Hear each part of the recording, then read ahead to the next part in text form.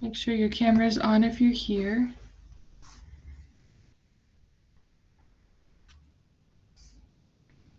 Go ahead and take attendance, so let me know if you're here. Rebecca?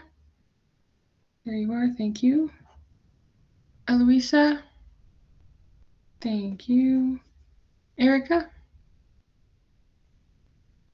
Erica? No. Valerie? There you are. Jessica? Thank you. Danny? Thank you. Samantha? There you are. Irene? Thank you. Maricela?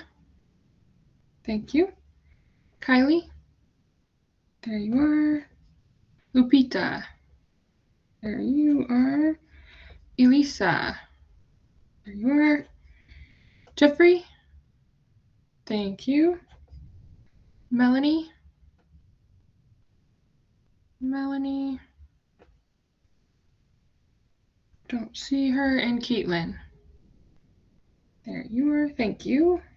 All right, so no Erica and no Melanie. Nope. All right. Hopefully they'll join us. So today, since we didn't finish chapter 6 yesterday, we will start out finishing up chapter 6, and then we'll go through the workbook. So making sure we get through that content before I give you all those answers to your workbook chapters. Were there any questions that anyone had thought of about the classroom, about content, anything else? No? All right, perfect. Then we will go ahead and get started. So we left off in chapter 6 yesterday, and we were going to be talking about restraints. So that's where we will start today. And then once we finish that up, we will move on to our workbook.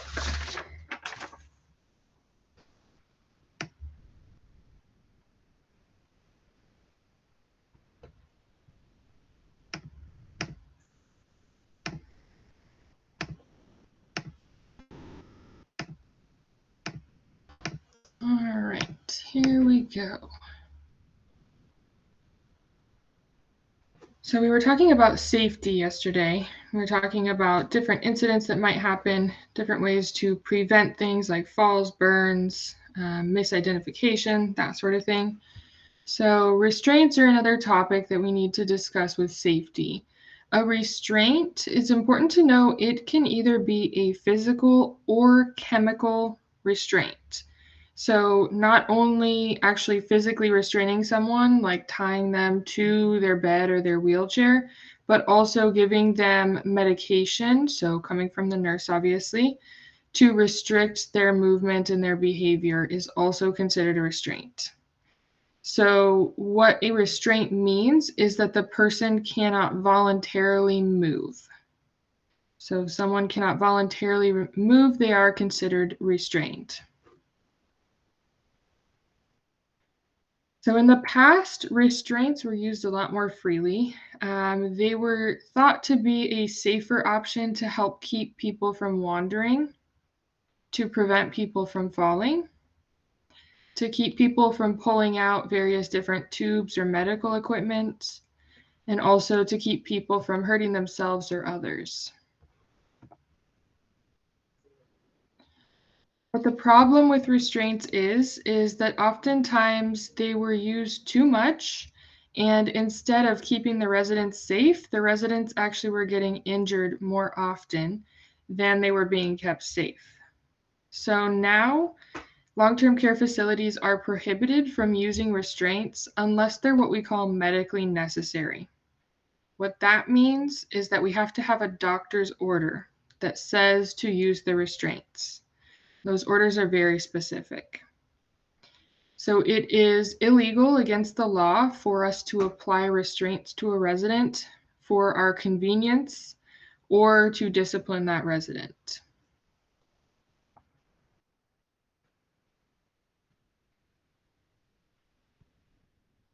So looking at these different scenarios, I'll read through them, And I want you to shake your head yes or no, whether you think we could use restraints in the situation or not.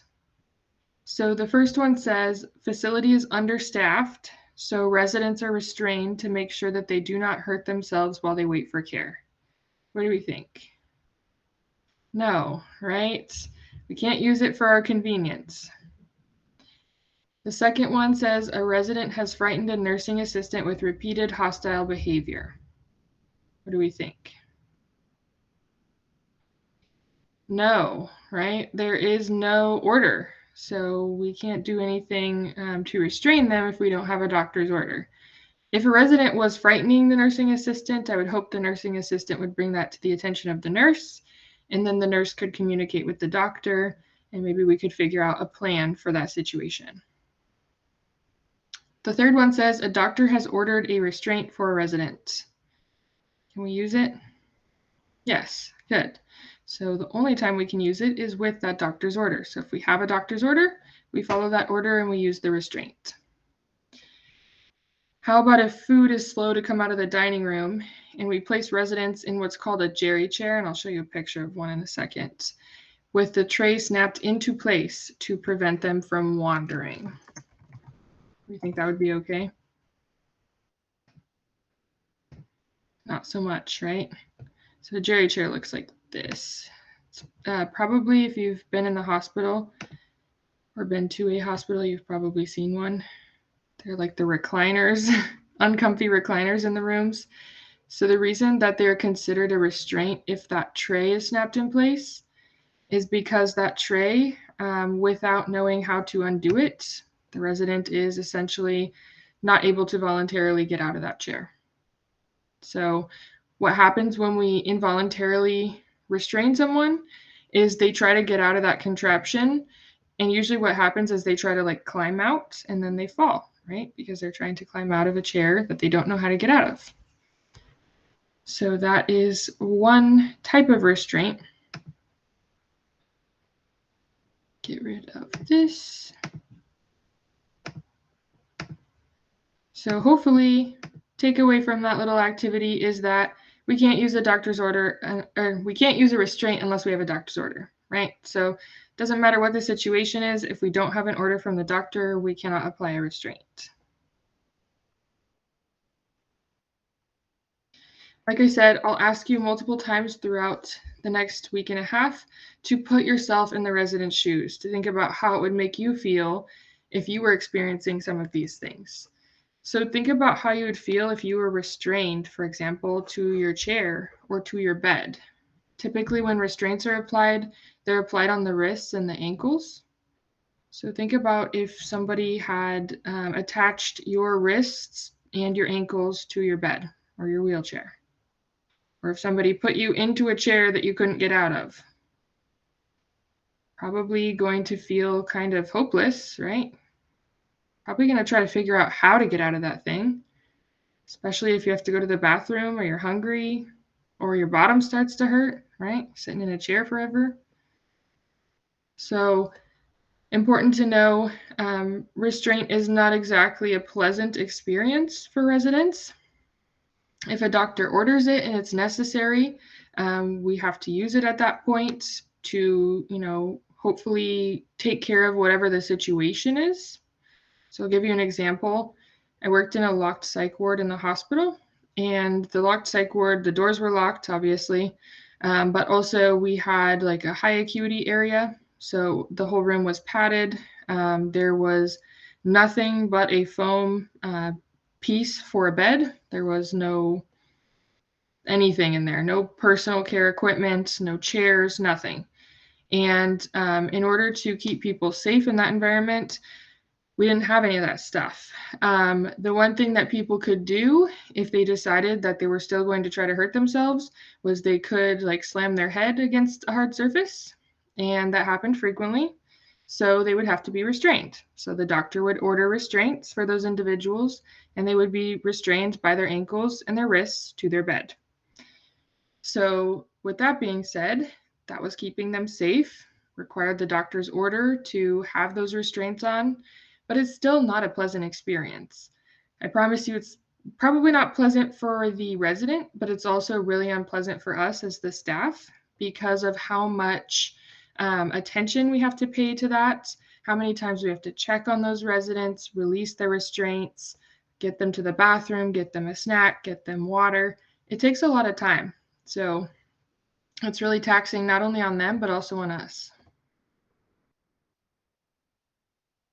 So what was happening with restraints is when they were being used, like I said, residents don't want to be restrained, so they try to figure out how to get out of it, which typically results in some sort of unsafe situation. So residents were suffocating. Maybe they were getting their heads stuck in the blankets or under a pillow. Suffocation results from a lack of oxygen or carbon dioxide buildup, and that results in unconsciousness and ultimately death. So if you're unable to use your arms or legs and your breathing becomes blocked, you're not going to be able to undo that. Another thing that was occurring is called atrophy. Atrophy happens when the muscles are not used. So if the arms and legs are tied to a bed or a wheelchair, the resident's not moving around, those muscles start to become weak. They start to waste away. They physically actually decrease in size. So the size of the muscle decreases, and then the resident is not able to do anything for themselves. So that was another result of overuse of restraints. Other issues that were noted when restraints were in use: pressure ulcers, right? If someone's laying in the same position for an extended period of time, their skin can start to break down. Also, risk of infection. So if they're lying down in the same place for an extended period of time, their lungs are not moving, right? They're not working. They're not getting up and walking around. They're not talking. They're just laying there. So increased risk of buildup of fluid. Therefore, infectious particles can get in and cause an infection. Also, decreased circulation. If you're not moving your body, your circulation is not acting to its full potential. Same thing with your GI tract. If you're not moving around, oftentimes your GI tract is not functioning properly. So the result is typically constipation. Along with all of these things, if you're just laying in bed, you're not really working up an appetite, right? You're not moving around, you're not exerting energy. So lack of appetite, weight loss, malnutrition all resulted, as well as I'm sure you could imagine, depression, issues with sleep, withdrawal from society, right? Don't have anyone to talk to, you can't move, you kind of just sleep all day. So that kind of leads to loss of dignity, loss of independence for residents.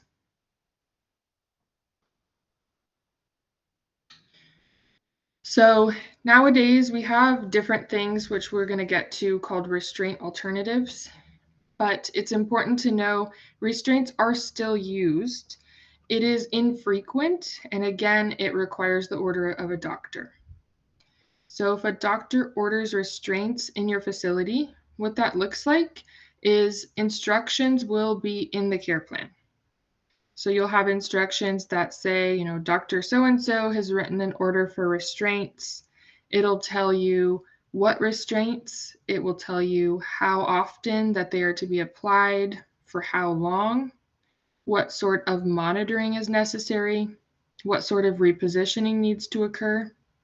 And it's very important that you read through those instructions. And if you've never used that type of restraint before, that you make sure to get training from the nurse on that before you try to apply them.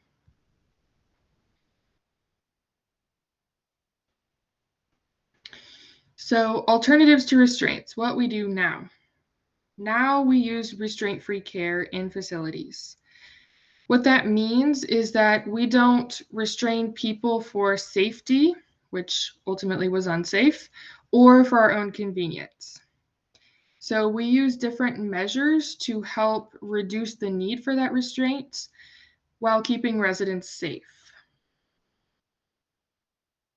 There are a lot of different restraint alternatives. This is not even a fully inclusive list. There are tons of them. It kind of depends on the resident's needs for what sort of alternative we would use. So making sure, like we've already talked about, that we have adequate lighting, the floor is clear, we answer call lights. If someone is needing to get up and ambulate, we assist them. We encourage independence. We have activities in facilities for residents to attend to keep them busy. We make sure that we are offering frequent ADL care, food and drink. Maybe a resident is just bored, so we can offer some sort of activity or distraction for them. Making sure that as we are taking care of these residents, we're monitoring the noise level in the facility. A lot of times the cause of anxiety or frustration for residents is that it's too dang loud. That's right. There's call lights going off, the phone's ringing, you hear 10 nursing assistants, 60 other people in the building. It's loud. So a lot of times that can be the issue. Using a team approach. So remember, it's not every day that every resident is going to be receptive of your care, right? So using that team approach can be really beneficial. And there are also different types of alarm systems that can be used. The alarm systems are not a restraint because they don't actually prohibit the resident from moving. What they do is they alert the staff that the resident has moved. So they make a larger bed alarm. It's basically a motion activated or pressure activated, not motion, pressure activated pad. It goes on the resident's bed. The resident lays on it and there's no alarm. When that pressure is gone, when the resident tries to sit up or stand up, the alarm starts to sound. So that alerts someone that the resident has gotten up out of bed. There's also one of those for the wheelchair. So it's just a smaller one, goes on the bottom of the wheelchair, resident sits down, no alarm. When they stand up, it starts to alarm, just letting us know that they may need some assistance. They also make various different like activity aprons. We used to have them when I worked in Geri Psych. So activity aprons, again, not a restraint. They don't restrict they don't restrict voluntary movement, but they allow for the resident to have something to do while they're seated, maybe in a wheelchair or laying down in bed. So it's just a variety of different things attached to an apron for them to safely do. See if I can find a picture of one.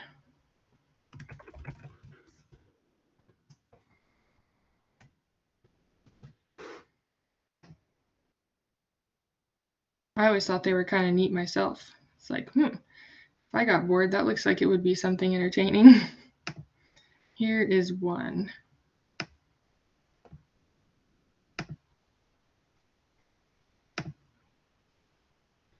So it's just a little apron, sits on the resident. It usually has zippers and buckles and different textures that they can move around and touch. And it really is just a distraction.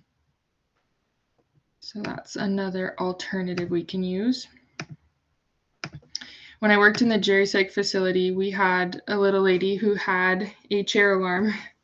And every time she would stand up out of her wheelchair, she would sit back down. And obviously the purpose of that alarm was so that when she stood up, we knew she was standing up because she was a high fall risk. But she would stand up, the alarm would go off, and she would sit down. And then a few minutes later, she would forget what had happened, and she would stand up, and the alarm would go off, and she'd be like, gosh, that's awful. And we'd be like, well, just sit down. And she'd be like, oh, okay. So it worked, right? She'd stand up and be like, oh gosh, that's awful. I'm going to sit back down. But then we knew like she might have to go to the bathroom. She might be hungry. We knew she might need some assistance. What's nice about the restraint alternatives is they're going to be in the care plan. So you won't have to figure out for each resident what good alternatives are. You will be able to see different ideas in the care plan. Very important that we individualize these restraint alternatives for each resident, right? Because not all residents like the same thing. We used to have a gentleman who would wander and try to leave the facility in Geri Psych. And ultimately, what we found out from his children was that he really liked puzzles. He really liked those metal puzzles that you like somehow get together and apart. And he would sit there and put those together and take them apart and put them together and take them apart. And it was really sweet. He would put it together and he would bring it to us and he would show us how to take it apart. And then he would hand us the pieces. And I'm like, I think you might be smarter than me because I can't get this thing back together. I'm going to need like a saw to cut through it. So that was a restraint alternative specific to him. If I handed that metal puzzle to someone else, they'd probably be like, what's this? Why do I have this? So important to know for each resident, it's going to be a little different. So if you do have an order for restraints, what do you need to do? Like I said, it's not a super pleasant experience for either party. Make sure that you see the doctor's order in the care plan. Make sure you know how to use the specific restraint. Make sure that restraints are never applied too tight. The way that you can determine this is by placing your flat hand in between the resident's skin and the restraint. So, for example, if it was on the wrist and the restraint was wrapped around the wrist, I should be able to slide a flat hand between the two. Make sure when you're applying restraints that you take care not to pinch the skin. Make sure that the resident has their call light in reach because they're not going to be able to get your attention any other way. Also, make sure that you follow your facility's documentation guidelines. Restraint application and monitoring requires typically monitoring the resident, releasing the restraints, and documenting about every 15 minutes. So that's a lot. Seems like once the 15 minutes is up, your 15 minutes is like, oh, yep, it's been 15 minutes. Got to go back in there. So what does it look like when you were monitoring them? Like I said, typically every 15 minutes or whatever interval is ordered by the doctor, you go in and you release the restraint. You offer them a trip to the bathroom or a urinal or what have you. You check them for incontinence if they're incontinent. You offer them a snack and fluids. You check their skin, so you look for any signs of irritation caused by the restraints, any signs of irritation based on where they're lying on any of their bony prominences. You check to make sure that they're not in pain, there's no visible swelling anywhere where the restraints are. You reposition them. If they're able to ambulate, you may have instructions to get them up and ambulate them and then get them back into position in their bed to be re-restrained.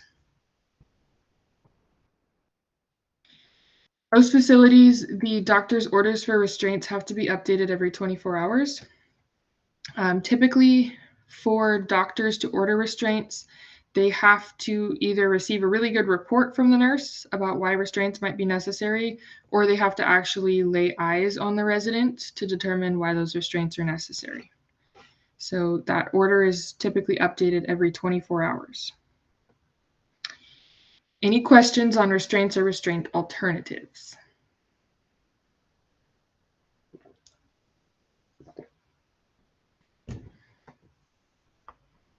No? All right. Moving on to body mechanics. So body mechanics, we were just talking about the safety of residents. Now we're kind of moving to safety of us when we're taking care of these residents. So body mechanics, it's how all the different parts of our body move together to allow for us to successfully do things like transfer a resident or pick up a heavy box of supplies. Our posture is the way that we hold our body. We'll get into the different parts of our system here as we are moving equipment, residents, etc.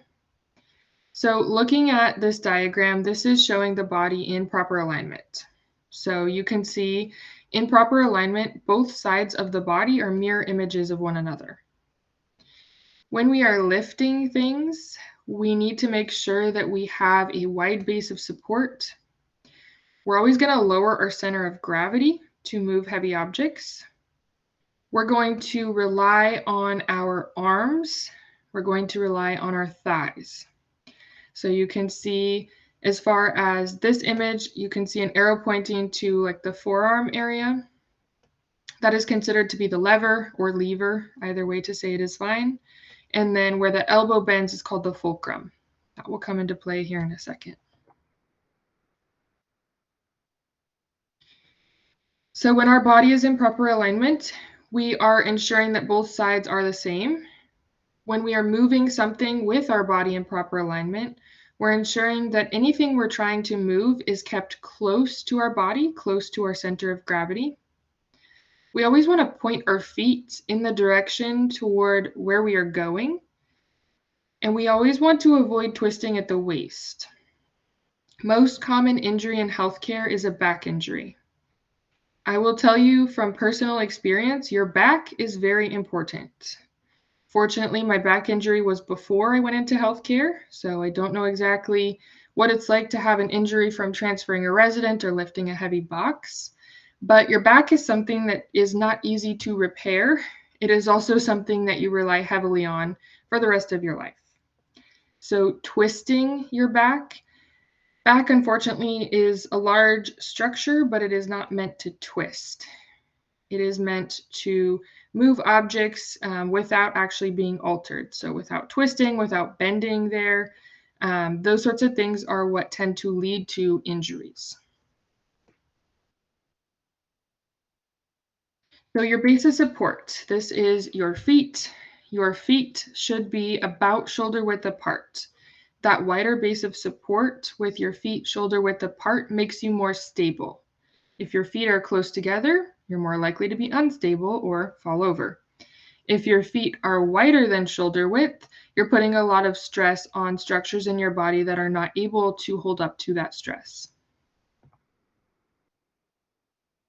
Again, with the fulcrum and the lever, your arm is your lever, the elbow is your fulcrum.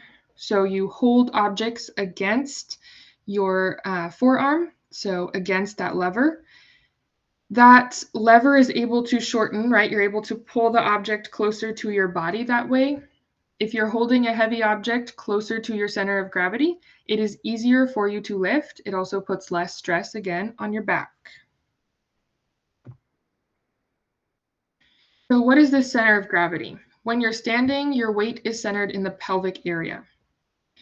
When you lower that center of gravity, you have a greater base of support. So when we are moving or lifting things, we lower our center of gravity, aka we squat down using our thigh muscles. We bend our knees down, we get the object close to our body, and we stand up using our leg muscles. We don't bend over at the waist and try to pick something up because guess what? Again, stress on our back. Back cannot handle a lot of stress and ultimately will result in an injury.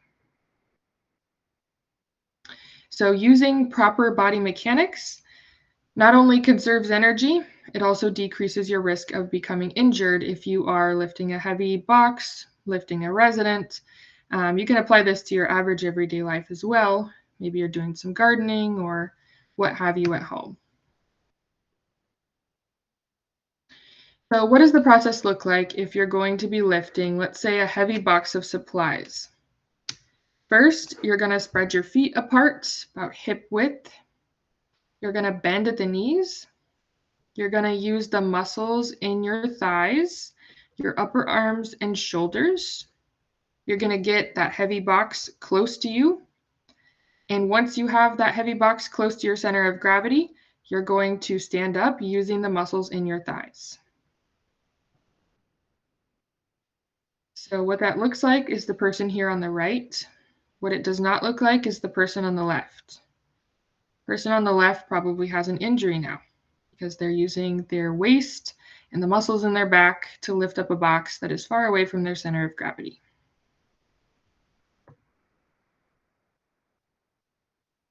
So before you decide that you are going to be lifting up something that is heavy, whether it be a box of supplies, a resident, make sure that you assess the situation. What are you moving? How far are you moving it? Where are you moving it to? Make sure you have a clear path from point A to point B. If you don't need to lift something up, maybe you just need to move it across the floor a couple of feet. You can push the object across the floor. You don't have to pick it up, walk 3 feet, and then set it back down. So you can use that to your advantage. When you are lifting heavy objects, remember to keep them close to your body. You need to avoid bending, reaching, and twisting. Those are the 3 things that will ultimately hurt your back. And though, some injuries with the back, people immediately feel that, but sometimes it's just repeated stress, like repeatedly bending over at the waist and picking up heavy things. And that repeated stress then puts a lot of pressure on different areas, different muscles, and then ultimately that results in an injury to the back. So it may not always be instant, but repeatedly doing these things over time can lead to a back injury as well. If you are doing something with a resident, like a transfer, or maybe you're assisting them to get dressed or to make their bed, always lift up your working surface to a safe height for you. So typically, if you can elevate the bed up to about your waist height while you're making it, that prevents you from having to bend over. When a task does require you to bend over, remember squatting, using your knees, your thigh muscles to squat down rather than bending over at the waist. When you are transferring a resident, which we'll get more into transfers here in the coming chapters, make sure again that you are moving your feet to point in the direction where you're going. So your feet should not be pointing this way while your torso is pointing this way, right? We call that twisting. So making sure that as you're transferring, you're moving your feet to point in the correct direction. You kind of look like a penguin when you do that, right? You're kind of like moving your feet so that you're not twisting at the waist. Also, don't ever feel like you can't ask for help, right? Usually, and I say usually because there is an exception, usually you have other people working with you, right? Nurses, nursing assistants, housekeeping, activities, kitchen staff. There's lots of people to ask for help. So if you're like, yeah, I can't pick up this box, ask for help. If you're like, yeah, I'm having a difficult time transferring this resident, ask for help. Typically, the only exception to that situation is if you're doing like home care. So if you're working as a home health aide, you may be the only staff member there present in the home with the resident. So in that case, you might have to call your supervisor and request some sort of assistance that way. When you're moving things that can help you move them, aka residents, make sure that you get their help. If they can help you, maybe they can push up with their arms to help them stand. Maybe they can't help you, but you want to make sure that you're on the same page. Always tell them what you're doing, right? We're going to stand up. Maybe give them some sort of signal, like on the count of 3, so that they're prepared for that. When you're assisting residents with transfers, it's best if you can get one leg between the 2 legs of the resident and then one leg on the outside of the resident. That way you still have that wide, stable base of support, and you're able to do that little penguin walk over to then set the resident down.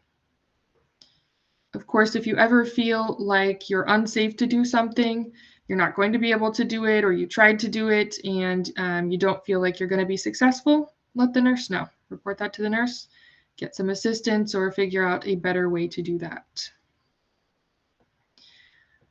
One thing with residents, we were talking about falls yesterday. With residents who begin to fall, we never want to try to catch them.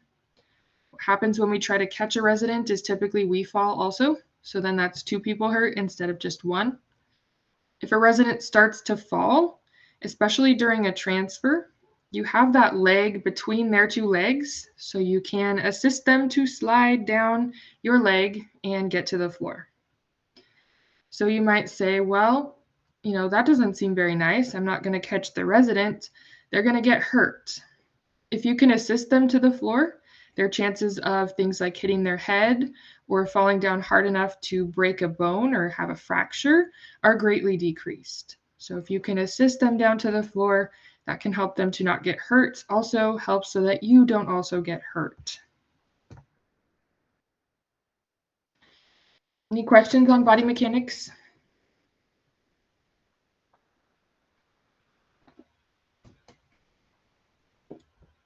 I think the biggest thing for body mechanics is practice.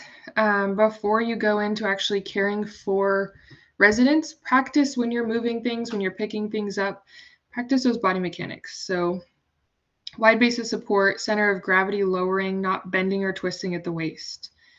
Bending or twisting at the waist, those are like the biggest no-nos. Do not do that. You do not want to end up with a back injury. If you end up with a back injury, it's going to be really difficult to do your job.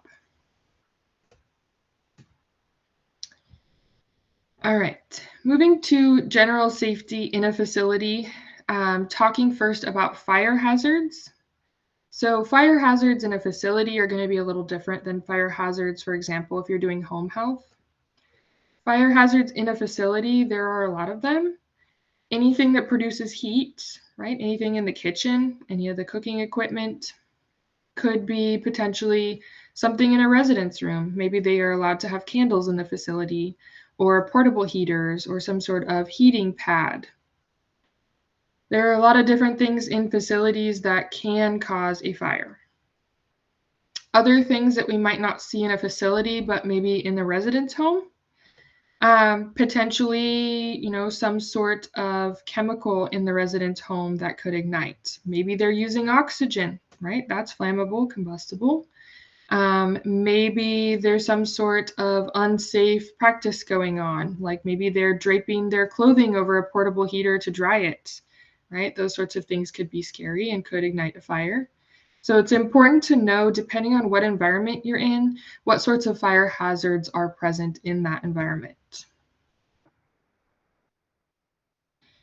As far as fire safety goes, follow your facility's policy. If residents are allowed to be smoking on the premises, make sure that they're never left unattended. Make sure that the ashtrays are outside, that the smoke is extinguished before the resident just tosses that into the grass and catches the grass on fire, for example. Make sure that you know where fire extinguishers, fire alarms, and fire doors are. So in the event of a fire in your facility, you know how to get out, maybe how to extinguish the fire if you can, or how to alert someone that there is a fire. If you are needing to use a fire extinguisher, you will receive training. Typically, that's part of your new employee orientation. But there is a simple acronym to remember. It is PASS, P-A-S-S. First thing you need to do with the fire extinguisher, and the first thing that people typically don't do, is you need to pull the pin. If you don't pull the pin, the thing's not going to work. So pull the pin. We're going to aim it at the base of the fire, squeeze the handle, and sweep the hose back and forth at the base of the fire. Once the fire is extinguished, we can stop spraying. In the event of a fire in your facility, you need to make sure you follow your facility's policy for what to do. Usually facilities have fire drills, so they will let you know, like, hey, we're acting like there's a fire. We need to follow all of our policies and procedures and make sure that all residents are safe. So when I worked in Jerry Psych, they used to do, like, for example, there's a fire in the main dining room, so act like it was real, get all the residents out to safety. So we would say, okay, it's in this area. We would close the fire doors. We'd make sure that those residents in that area were evacuated, etc. So always follow your facility's procedure for that.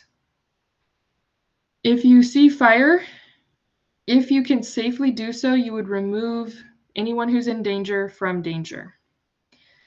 The hardest part for people, as I'm sure you have seen in different news stories and different experiences, the hardest part for people is remove someone from danger as long as you yourself are not in danger. Please do not run through fire to save someone.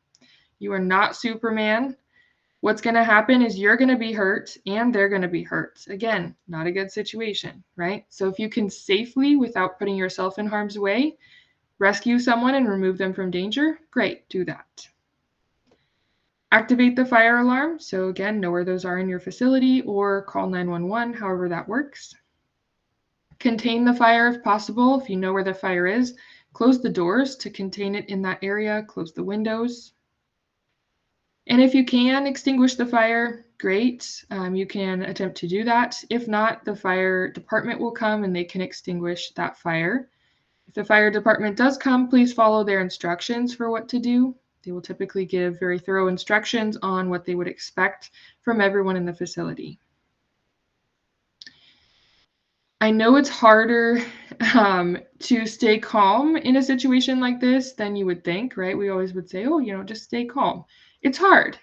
But what's important to know is if you are panicking, so are your residents, right? Your residents are going to look at you in a panic and they're going to panic.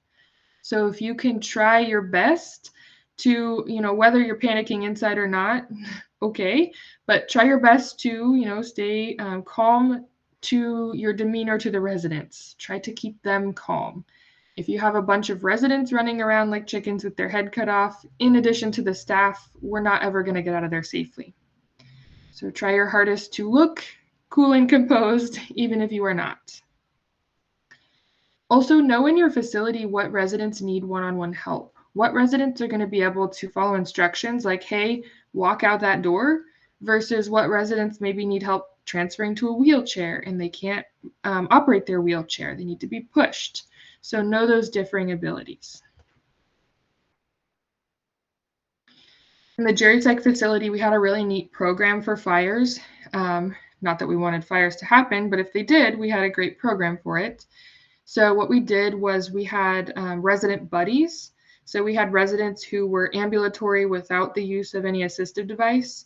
We would pair them with a resident in a wheelchair who was not able to operate their wheelchair. So we would put a resident in a wheelchair in front of someone who was ambulatory, and we would say, go out that door, and they would push the wheelchair out the door. So they were assisting us with the residents who could not get out of the building on their own. So that was a good program that worked really well. Other things to know in the event of a fire: don't use elevators, only stairs. Commonly get questions about, well, what happens if your resident's in a wheelchair and they're upstairs? Your facility should have some sort of device that allows for wheelchairs to get down the stairs. There are a lot of different devices that can do that. Know how to operate the one in your facility. If there is a fire, get low. Heat rises, so the lower you can get in an area with a fire, the less likely you're going to be exposed to those, the smoke, the flames, the heat, etc. Always check before you open a door for heat. So feel the door, is it hot? If it's hot, good chance you don't want to go in. Of course, if something on you or a resident catches on fire, best thing to do is the thing we all learned way back in our preschool, kindergarten years. Stop, drop, and roll, right? Stop what you're doing, get on the floor, roll around to extinguish the flame. If you are in a fire and you are trying to get residents out of the building, to protect yourself from smoke inhalation, one thing you can do is get a damp cloth and put it over your mouth and your nose. Those will help to catch those particles and prevent them from getting into your airway. Of course, the point in a fire drill is usually to get everyone out to safety. So if you can get out of the building, get away from the building, that is going to be your best bet for staying safe. Any questions on fire safety?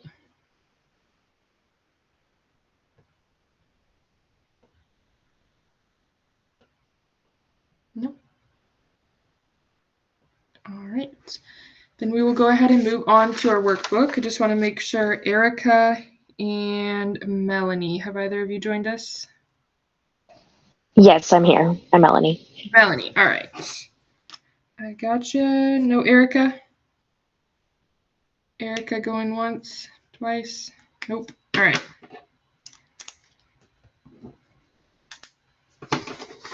So we will move on to our workbook. We'll go over chapters 5 and 6. So go ahead and get your workbook out.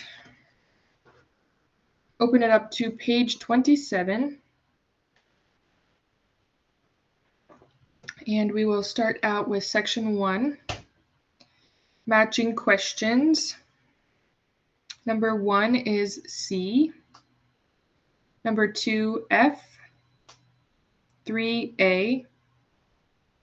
4G. 5D. 6B. And 7E. And then for the next section, multiple choice, number 1, B, 2, C, 3A, and on the next page, number 4, A. Section 3, true or false. 1 and 2 are true. 3 is false. 4 true. 5, 6, and 7 are false. And 8 is true.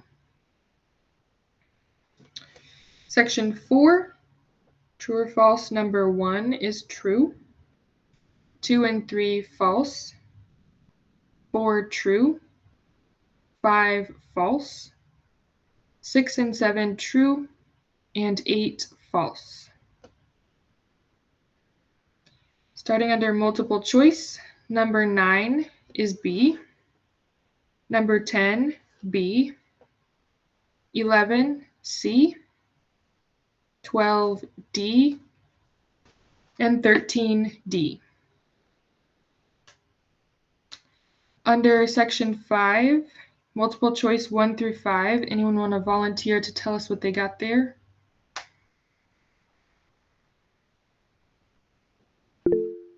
Yeah, Irene? For number 5? Yeah, section 5. Number 1, D, 2A, 3D, 4C, and 5D. Good.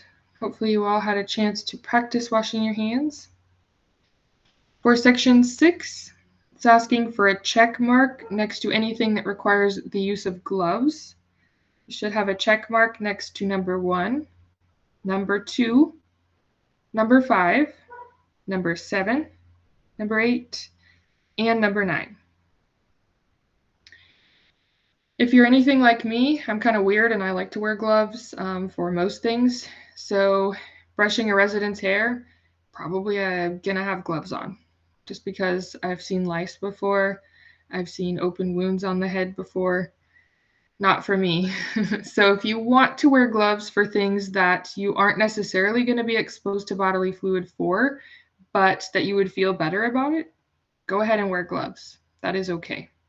So another example of that would be, sweat's not considered a bodily fluid, but if a resident is really sweaty and I have to touch their skin, I'm going to wear gloves because I don't want to touch their sweat. So that is okay as well. Under multiple choice, starting with number 10, that is D, 11A, 12A, and on the next page, number 13, D. Short answer question 14. It's asking what this nursing assistant does incorrectly. So first thing is shaking the gown. We don't want to shake the gown to open it. We just want to hold it and let it unfold and open up.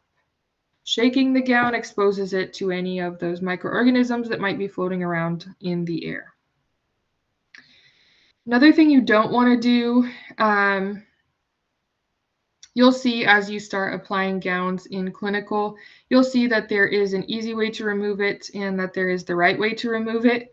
Please remove it the right way, which we saw in the video yesterday for your state exam. If you want to remove it in the quick and easy way, pulling it really quickly will typically break the strings on the back.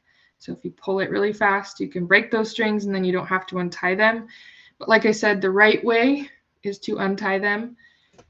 Don't tie them in a knot if you need to reach back and untie them, or you're going to be doing this for 5 minutes trying to get your gown untied, which is going to hold up your day. So tie them in a nice little bow tie like you would tie your shoe.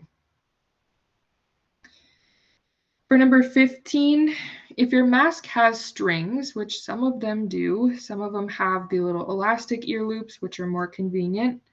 But if it has strings, one thing you want to keep in mind is you never would want that mask laying down on your gown or your uniform, because then anything that's on your uniform or gown is then going to be pushed up into your mucous membranes. So if your gown has strings, you always want to tie the top strings first. That way your mask is just sitting right here, and then tie the bottom strings. If you tie the bottom strings first, your mask is flopped over onto your gown. So always tie top strings first and then the bottom strings. Usually those sorts of masks are used in like a surgical setting, so not commonly something you would see in, for example, a long-term care setting. Number 16, When you are gloving, hopefully you saw this in your reading. When you are gloving, if you are right-handed, you put on your left glove first. If you are left-handed, you put on your right glove first. Reason for that is so that you are moving from your area of least comfort to your area of most comfort. So if you put that first glove on and you're like, yikes, it's all wrinkled up here, it's not all the way on my fingers, that's okay. Get your second glove on and you can do this kind of motion to smooth them out. So don't feel like, oh no, I got this glove on and it looks great, but now this glove looks terrible. Am I supposed to take it off? Am I supposed to start over? Just wait till they're both on and then use your hands to smooth them all out. So you always do your opposites, your non-dominant hand first. So this nursing assistant should have done the left hand first if they're right-handed. They should interlace the fingers to smooth the folds. They should replace the glove if there is any discoloration. Remember what I said yesterday. If the glove is discolored, that's typically a sign of a weak spot. It's probably going to rip there. Also, we looked at the picture yesterday and the video. When you put on your gloves, the cuff of your glove should go over the top of the cuff on your gown. So that needs to be done in order to prevent any microorganisms from getting in between the two, getting onto your skin. Moving on to short answer question 17. Anyone want to tell us the correct order for donning PPE? Yeah, Jessica? Gown, mask, goggles, gloves. Good. Thank you. So yeah, this doesn't include the hand washing like we talked about yesterday. And then for number 18, correct order for doffing or taking off your PPE is going to be first your gloves, then your goggles or your face shield, depending on what you're wearing. After that, it is your gown, and then lastly, your mask. For number 19, type of PPE that is removed after you leave a room. Only thing that you would remove after exiting a room is a special type of respirator. So a special type of air ventilation system. For section number 7, matching questions. Number 1 is D, number 2, E, 3, B, 4, C, and 5A. Multiple choice starting with number 6, B, 7A, 8B. Section 8, true or false. Numbers 1, 2, 3, and 4 are all false. And number 5 is true. For section 9, it's asking you what type of precautions we would use. So for number 1, that would be C for contact precautions. Number 2, also C. Number 3, A for airborne. 4, D for droplet. 5, C for contact. 6 and 7, D for droplet. 8, A for airborne. 9, D for droplet. And 10, A for airborne. One thing I don't think I said yesterday about C. diff is if you have ever encountered C. diff, there's a very distinct smell to C. diff. If you ever smell C. diff, you'll never forget it. You'll be able to detect it the second you smell it the next time. So if you have never had the pleasure, right? The pleasure of smelling C. diff, you will be able to identify it very quickly. Yeah, Irene? What really is C. diff? Like, is it like an infection? Or... What is what? C. diff.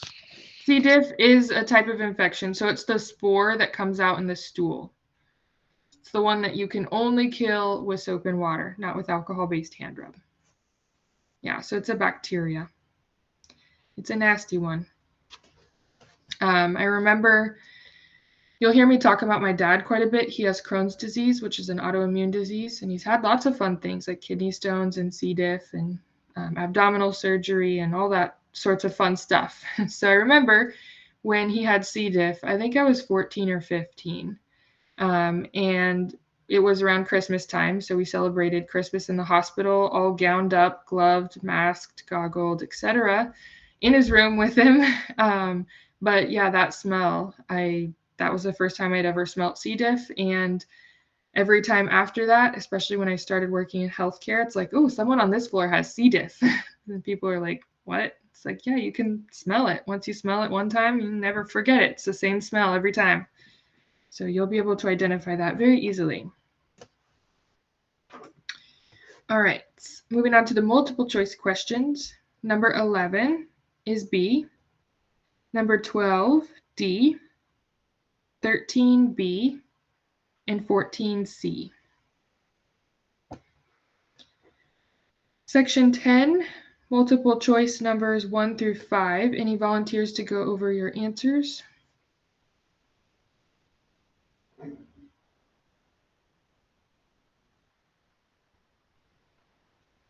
Any takers before I pick someone? Yeah, Eloisa? For 1, I got A, 2A, 3D, 4D, and 5B. Good, thank you. And then for section 11, multiple choice number 1 is A, number 2, A, number 3, C, and number 4, C. For section 12, multiple choice number 1 makes me laugh because there's an answer that says tuberculosis may be transmitted by dancing. Wow, that would be interesting, right? So number 1 is actually A, by coughing. Number 2, B. Number 3, C. Number 4, A. On the next page, number 5, C. Number 6, A. For section 13, multiple choice number 1, B. Number 2, A. Number 3, D. 4, A. 5A. 6B. 7C. 8A. 9B. 10D. Section 14, the true or false questions. Number 1 is true. Number 2, false. 3, true. 4, false. 5, 6, and 7, true. 8 and 9, false.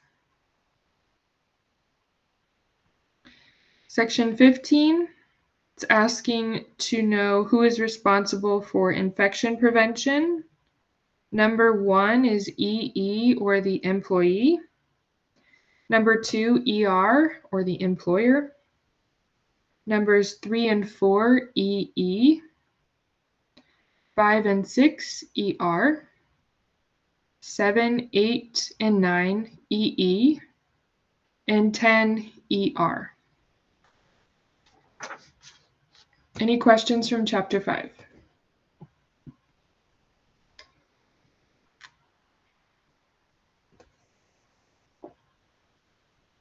Nope.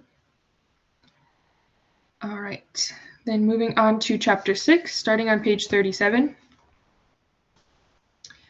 Section 1, short answer question 1. Older people have more safety concerns than younger people due to a lot of things. Dementia, other illnesses and diseases, confusion, disability, diminished senses, multiple types of medications, pain, changes in their level of consciousness, also depression, all sorts of different things. As long as you have written down a couple of those, that is fine. The key to safety in a facility is prevention, right? Prevention of incidents like falls, burns, etc. Starting under falls, multiple choice number 3 is B, number 4, A, and 5, C. Under burns and scalds, multiple choice number 6, C, 7A, 8A. On the next page, number 9C, number 10A, 11B. Under resident identification, what can happen if we do not identify a resident before serving food or giving care? Serious issues, even potentially death. Number 13, before serving a meal tray, we should check the resident's identification, calling them by name, looking at their ID band, and then also double checking the diet card on the tray. Typically, the diet card on the tray will have their name and also their diet. So if they're on some sort of special diet, it will include that information. Under choking, true or false, numbers 14 and 15 are true. Number 16 is false. And number 17 is true. And we'll talk more about thickened liquids and different consistencies of food when we get to nutrition. Under poisoning, it asks for items in a facility that could cause poisoning. Anyone want to tell us what they wrote down there? Yeah, Valerie? Cleaning products, paints, medicines, toiletries, and gloves. Good. So all sorts of different things that maybe the resident doesn't know what they are and accidentally ingest them. Those can all cause poisoning. Under cuts and scrapes, true or false, number 19 is false. 20 and 21 are true. And 22 false. Section 2, true or false, number 1 is true. Remember, it is considered a medication. Number 2, false. 3, true. 4 and 5, false. 6 and 7, true. And 8, false. Best thing to use for irritation around the nasal cannula of an oxygen device is going to be a water-based lubricant. Anything with oil, not going to want to use it, especially Vaseline, chapstick, those sorts of things. Section 3, multiple choice number 1 is A, number 2, C, and then section 4, multiple choice 1 is C, 2, D, 3, A, 4, B, and 5, B. Section 5, fill in the blank questions. Number 1 is circulation. Number 2, heart. Number 3, atrophy. On the next page, number 4, pressure. Number 5, suffocation. Number 6, appetite. Number 7, sleep. Number 8, dignity and independence. And number 9, injury. Section 6, multiple choice number 1 is C. Number 2, A. For number 3, alternative actions to help reduce the need for restraints, who wants to give us some ideas from what they wrote down?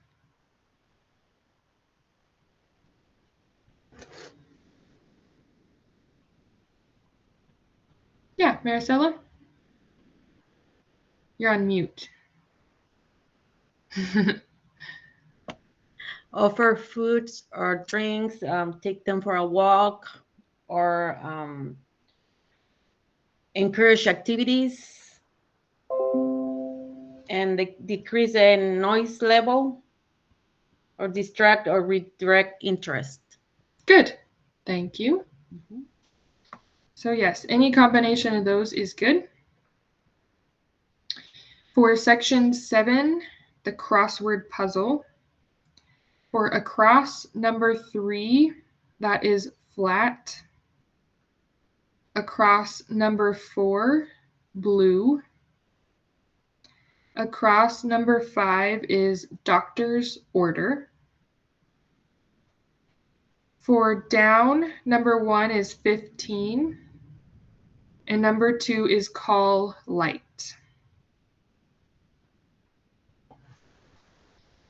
For section 8, labeling this picture, number 1 is alignment, number 2, fulcrum, number 3, the lever, number 4, base of support, and number 5, the center of gravity. Under true or false, numbers 6 and 7 are true, 8 is false, 9 true, 10 and 11 false, and 12 true. Under section 9, what this nursing assistant did correctly was bent at the knees, used the muscles in the legs and arms, and moved the box and their body at the same time. What this nursing assistant should have done differently is, or what they did incorrectly, what they did incorrectly is they kept their feet together. They didn't have that wide base of support. They also held the box out at arm's length. So remember, we want to keep it as close to us as possible, putting the least strain on our back as we can. Fill in the blank with, starting with number 2. First blank is twisting. The second one is point. For number 3, the first blank is shoulder width. The second one is bent. For number 4, floor. Number 5 and number 6 are both waist. Number 7, push. Number 8, help. And number 9, signal.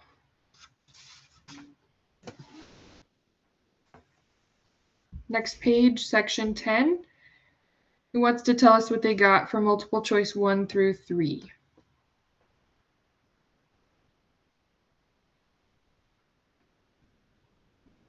Anyone who hasn't gone yet today?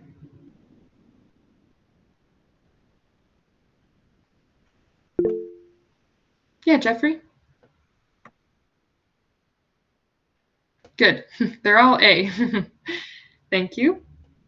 And then for short answer question number 4, acronym PASS stands for pull the pin, aim it at the base of the fire, squeeze the handle, and sweep the hose back and forth at the base of the fire. For number 5, RACE stands for remove the residents from danger as long as you yourself are not in danger. Activate the alarm or call 911. Contain the fire if it is safe. And extinguish the fire again if it is safe. If not, the fire department can do that. For number 6, stop, drop, and roll. You stop what you're doing. You get down to the floor and you roll around. That will help to extinguish any flames on your hair, your clothing, etc. Any questions from chapter 6?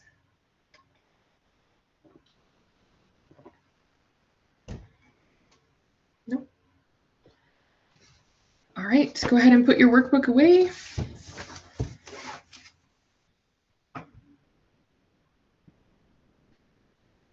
And we will go ahead and take our first break, and then we'll get started with chapter 7. So go ahead and turn your microphone on mute and your camera off, and I will see you back in 15 minutes. Enjoy your break.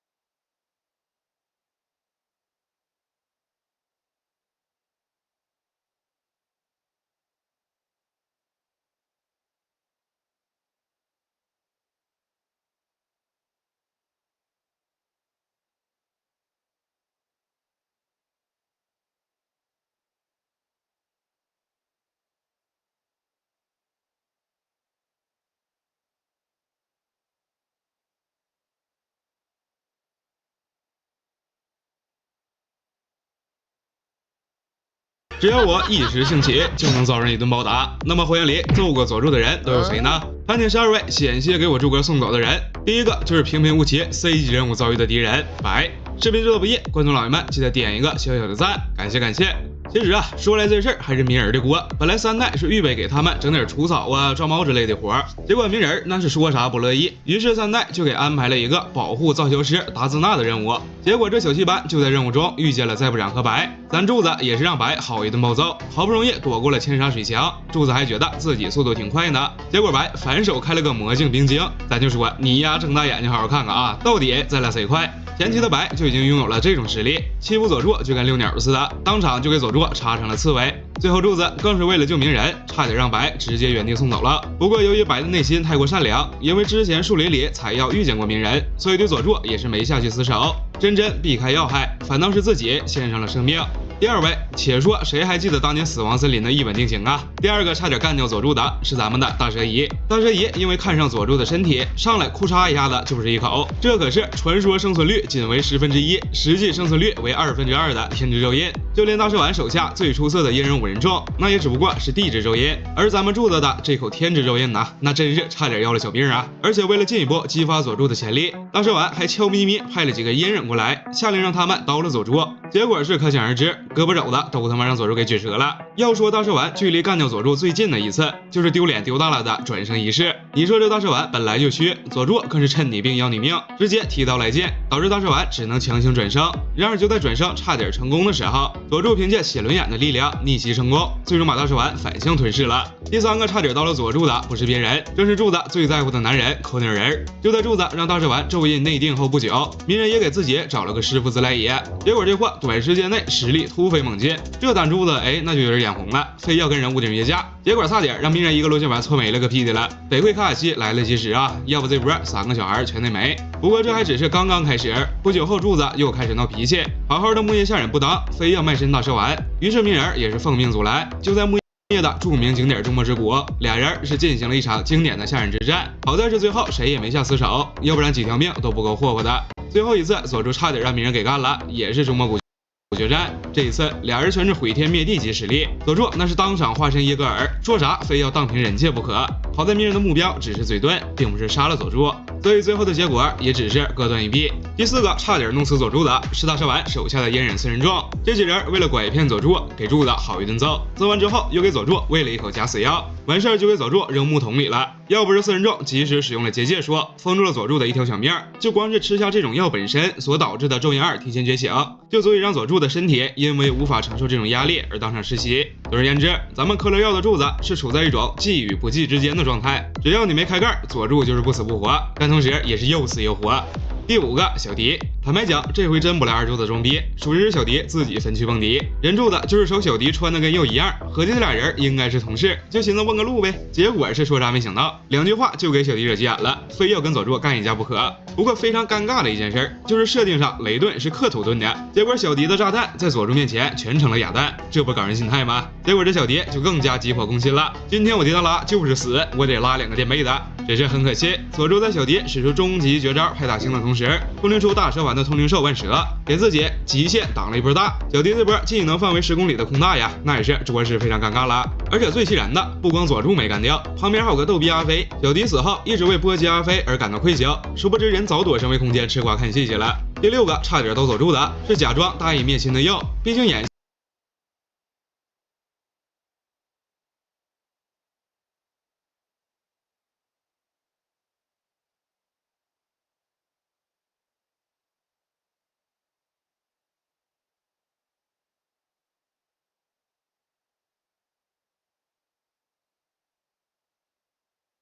戏必须演全套，又不光要演给佐助看，还得演给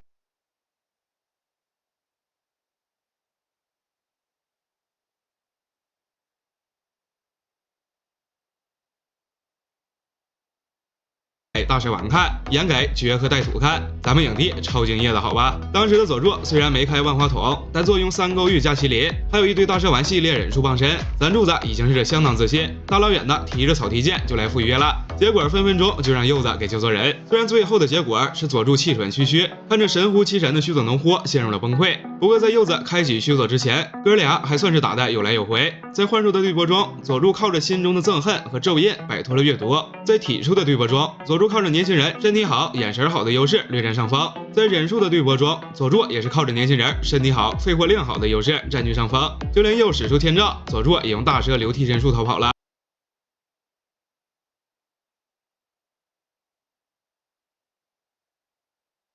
好在鼬对力量的把控也是比较精密，这要一不小心真给佐助刀了，那就是神作了。第7位，相信铁子们已经猜到了，那就是被佐助千里送自由、理性轻易重的8位忍术力奇拉比。比说这辈子没什么特别擅长的，也不过是一些平平无奇的体术和刀法罢了。所以柱子这波呢，也是强势上演了一下什么叫做班门弄斧。佐助靠死妖后不久，便带着自己的小队加入了小，因为从带徒口中知道了当年鼬灭族的真相，佐助悲愤中开启了万花筒，这下对自己的实力更自信了。毕竟佐助这些年在蛇窝没见过什么世面，对忍术力的最终印象还停留在上次红眼瞪九尾的阶段。谁曾想啊，眼前这位是真正的。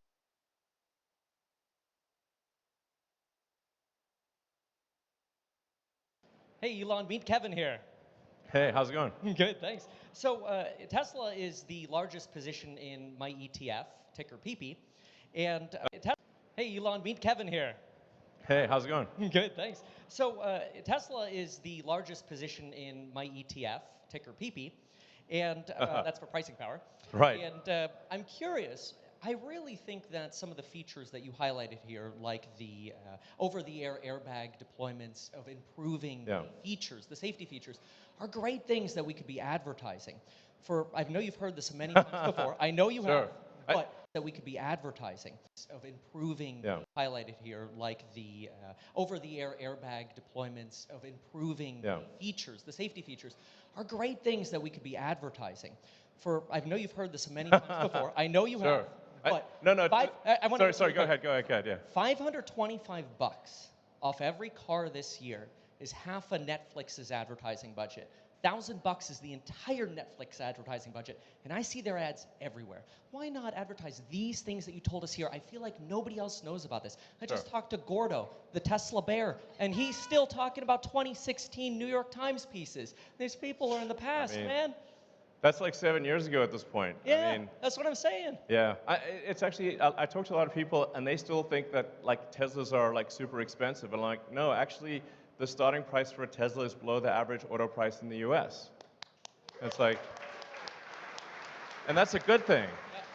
I mean, I think it's good that it's that way, you know, like our goal was always to make cars that are affordable to the general public. So I hear you. I mean, I think. Welcome back.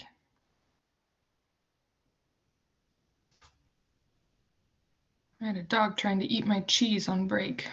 I'm like running around the house with my cheese trying to get away. I was like, oh no, it's already 10:24. That is one interesting thing I never realized, I guess, working from home. You don't think about what your animals are going to do with you, right? Taking school from home. It's like, what in the world is the dog doing? Things we didn't realize when we used to work outside of the home or go to school outside of our home, right? Anyone think of any questions while you were on break? I saw your chat, Rebecca, and I can help you after class, yes. Anything else before we start on chapter 7? All right. Looks like everybody is back, still missing Erica, so maybe she is not going to be here today. All right. So chapter 7, a lot of chapter 7 you saw yesterday when we did the BLS course, so we'll skip through those sections and we will only talk about the sections in here that we didn't already discuss. So chapter 7 is on emergency care, preparing for different types of disasters. So when we look at emergency care, typically in a facility, we're looking at how to recognize that there is an emergency and how to respond appropriately to that emergency situation. When we respond to an emergency, as you saw yesterday in the videos, we look to see if the person is conscious, right? We're asking them, are you okay? We're kind of tapping them, seeing if they're responding to us. If they're conscious, that means that they are mentally alert. They are aware of their surroundings, sensations, and thoughts. If they are unconscious, they're not, right? So if we're looking at someone to see if they need help and they're not responding to us, they're not aware of their surroundings, they're not able to respond to that touch, they're likely unconscious. So, general steps when you're responding to an emergency: assess the situation. So, make sure that you're not going to put yourself in danger before you go to help that person. Also, assess the victim, right? We're checking for their level of consciousness. Call for help or send someone else to get help. So if you're in a facility, using your method of communication, walkie-talkie, pager, etc., pulling the emergency cord, pushing the call bell, asking your coworker to go get the nurse, that sort of thing.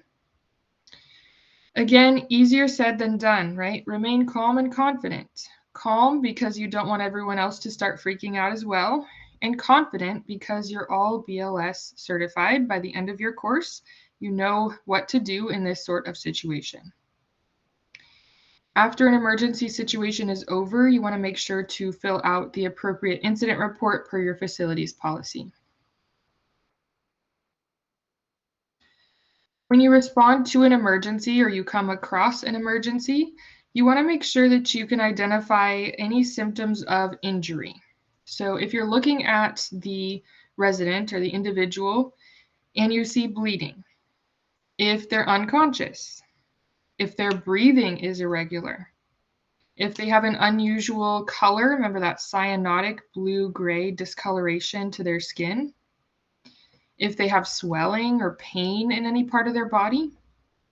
Another way, especially outside of a healthcare setting, to tell that someone has some sort of medical condition is to look for a medical alert tag. So typically it's a bracelet, sometimes it's a necklace. They usually look something like this.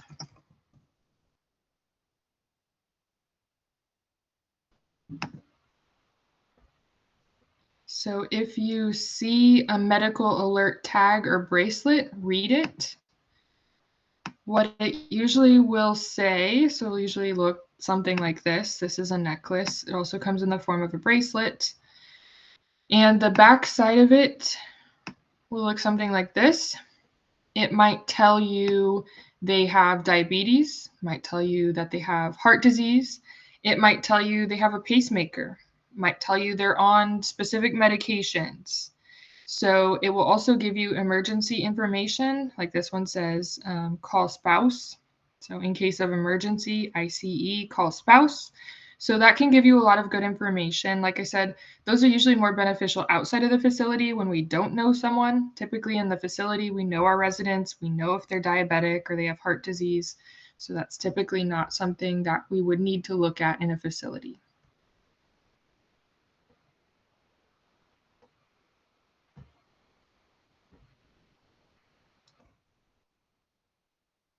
When you are dealing with an emergency, if you are calling emergency services, and again, this is going to depend on what your facility's policy is. So if your facility's policy is that you notify the nurse of an emergency and the nurse calls emergency personnel, then you would not be dialing the phone to call.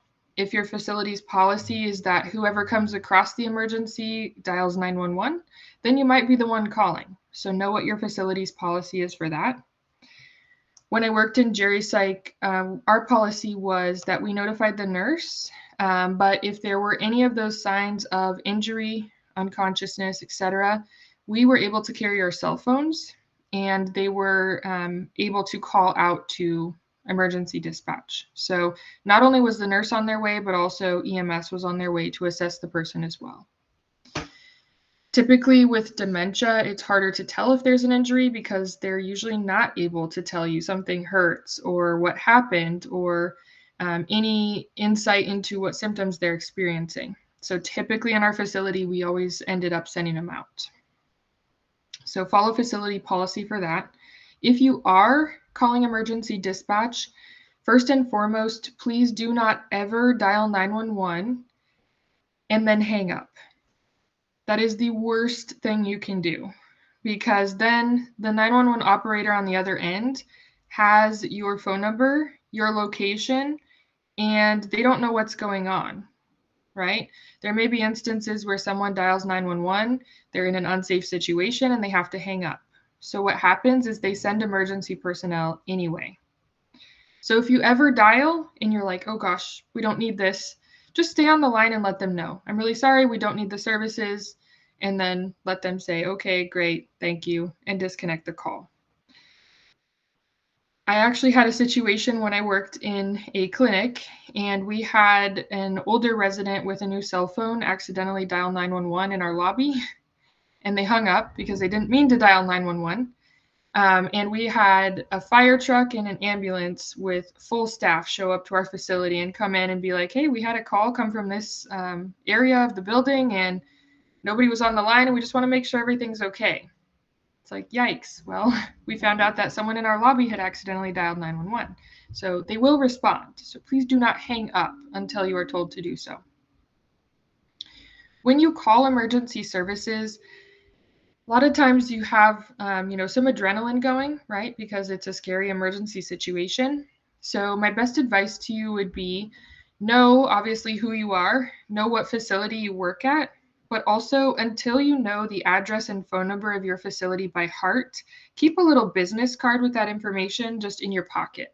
That way, if you're calling, you can pull that out and you can read that address, the phone number you're calling for, to the emergency dispatcher. When you're on the phone with emergency dispatch, they'll ask you questions like, who are you? What do you do in the facility? Who is the victim or the resident? Do you know any of their medical background? Like, are they diabetic, etc.? What's their condition? So like, did they have a fall? Are they bleeding? Are they conscious? And then any first aid measures that were given. So did the nurse bandage something up? Did they have, a bleeding wound on the head and the nurse is applying pressure? They want to know all the information that you can possibly give. When you're on the phone with emergency personnel, they will give you instructions. They might say, please stay with the victim and stay on the phone until help arrives.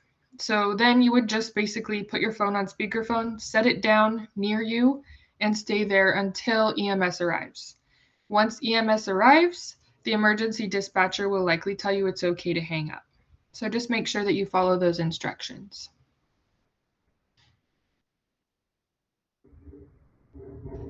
Any questions on calling into emergency services? Nope. I would say my best advice there, like I said, is to keep just a little business card for your facility in your pocket, because usually when you call 911 and they're like, who are you? You're like, oh gosh, what's my name? Right? That adrenaline's really pumping. It's like you can't remember a lot of things. So just keep that business card, read the address, the phone number off of that. Also, always know in your facility, if you are in a big facility, like maybe a facility with long-term care, memory care, assisted living, know what wing you're in also. So you can give them an exact location for those people, those emergency people to respond. So yesterday we watched videos, the BLS portion, teaching you about CPR. What I want you to know is you will all be BLS certified. So you will all be trained to provide CPR at the end of this course. Another thing I want you to know is that not all facilities allow nursing assistants, even if they have a BLS certification, to start CPR. So when you get hired in a facility, I want you to know the policy there. Can you start CPR if you come across someone that is not breathing and does not have a pulse? If not, usually your duty is to notify the nurse, and then the nurse would come and start CPR. Important to know that policy, because I wouldn't want you to get in trouble for doing something that was against the policy of the facility. Of course, if you're not trained to do CPR, which is not the case for any of us, then you would never attempt to start CPR.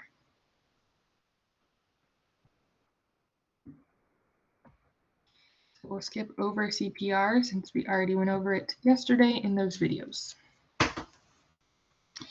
Moving on to emergency codes.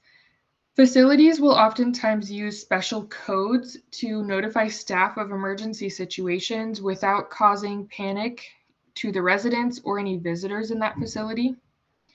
It's important for you to know what codes your facility uses. Again, if you have a hard time memorizing those or you're brand new and you're trying to wrap your head around everything, just write down the codes on a little note card and put it in your pocket. So common one, code red means a fire. When I worked in the hospital, if we had some sort of combative person in the hospital, that was a code gray. So that was what we responded to from the psych floor. There are all sorts of different codes. Code pink usually meant that there was an unaccounted for baby in the hospital. So a baby was missing. Code blue typically means CPR is necessary. Someone's not breathing, doesn't have a pulse. So know the different codes of your facility and what you're supposed to do in the event that that code is called. And I'll show you these little cards that I made. I used to keep these in my pocket. So they're like little laminated cards on a little ring. And I kept these in my pocket until I learned everything that was on them. So I had different ones for vital signs. I had some for nursing school, which doesn't really apply to us right now. But this is the sort of thing that you could put the code information on and just keep it in your pocket. And it is totally okay to do that because these aren't going to have any private health information on there. So no resident information. So if that helps you, please do that. That way, if you need quick access to information that you don't have memorized, you can easily get it out of your pocket.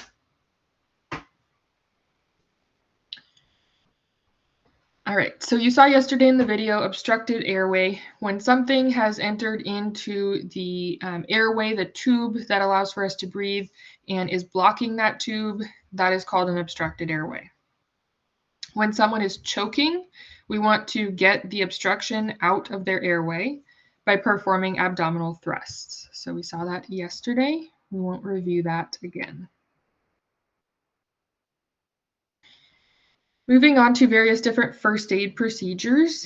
Shock is a condition where the organs and tissues of the body are not receiving adequate oxygen supply. Oxygen is supplied through our blood. So when our blood is circulating around, oxygen is being delivered to all of our various different organs, aka the importance of CPR, right? The importance of circulating that blood and oxygen around. When someone is in shock, their skin typically loses its color. It becomes very pale. Oftentimes they have a blank stare on their face. They may have changes to vital signs. Oftentimes their breathing becomes more rapid. Their pulse also increases. They may experience extreme thirst. Also, if you were to check a blood pressure, which typically if someone's in shock, we're doing other things, but their blood pressure may be low as well. Yeah, Samantha? What is the reason that they would have extreme thirst? It's an interesting process that happens in our bodies.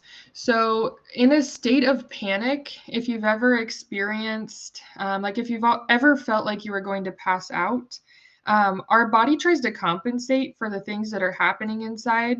So a lot of times we internalize that blank stare and that kind of just like confusion / anxiety. And our body's response to what is going on, so that blood supply not being delivered directly to our brain, to our heart, it increases sensitivity to other structures inside of our system. So I don't want to get too scientific and confusing, but ultimately it's a response to the lack of blood supply and oxygen to the vital organs of our body. Okay, thank you. Yeah, good question. I used to work when I worked in a clinic, I worked in the allergy department and we gave allergy shots. And a lot of times with allergy shots, since you are actually injecting someone's allergens into their body, they go into shock. They go into what's called anaphylactic shock. And in my experience with various different age groups, when someone is in shock, they kind of start to have this odd behavior. Like they don't know what's wrong, but something's wrong, kind of like an impending sense of doom.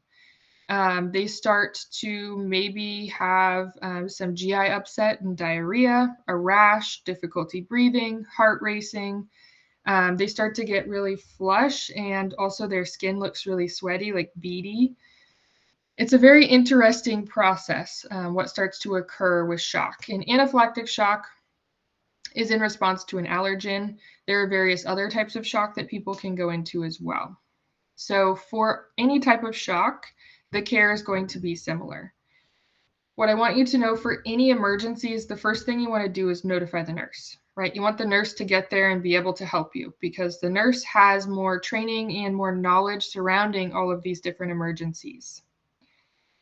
So make sure that the first thing you do is let the nurse know where you are, what's going on, and ask them to come help you. Next thing, of course, if there is any bleeding that you can see, put your gloves on and try to stop the bleeding. If there isn't any visible bleeding or any visible swelling or injury, no report of pain, we want to get someone who is in shock lying down flat on their back with their feet elevated at least a foot in the air. The reason for that is because we want to divert all circulation, all oxygenated blood back to our vital organs. So that is the heart, the lungs, and the brain. So we basically take that circulation from the legs and we allow that circulation to flow back into those vital organs.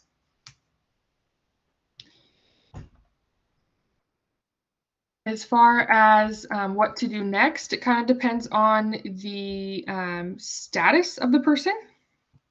So if they're not having any bleeding, if they're breathing and they have a pulse, we're going to wait for the nurse. If they don't have a pulse, they're not breathing, and we're allowed to begin CPR in our facility, then we would initiate CPR. Again, try to remain calm. Your resident is going to respond based on your response. So if you are, running around crazy screaming, the resident's going to be anxious and also not going to be able to start to recover from this shock. So try to remain calm. In any emergency situation, you do not want to give someone any food or any fluid. That's hard when someone's saying, I'm really thirsty, right? You want to give them water. We don't give people in emergency situations food or fluid until we know what is wrong. And you will also hear this from emergency dispatch. They'll say, do not give any food or fluid. Once EMS arrives, they will advise further. Reason for that is because if they have an injury and they need surgery, surgery is going to have to be delayed if they have any food in their stomach or any fluid in their system. So the reason for that, not to get too scientific here, but the reason for that is because when we give anesthesia, if you have food in your stomach or fluid, that can cause vomiting. So if you vomit while on anesthesia, that can allow for vomit to get into the lungs, cause an infection, et cetera, et cetera, et cetera. So no food or fluids during an emergency situation. Also, the last step for any emergency situation is going to be documentation. It's usually an incident report. So make sure that you complete that documentation after the emergency is over. So all of those general steps are going to apply to every emergency situation. Of course, the meat of the situation, or what's actually happening, is there bleeding, is it a heart attack, etc., is going to be a little different. Any questions on those basic steps?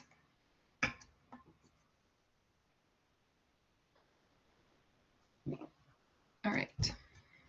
So the videos yesterday talked a little bit about MIs, or heart attacks.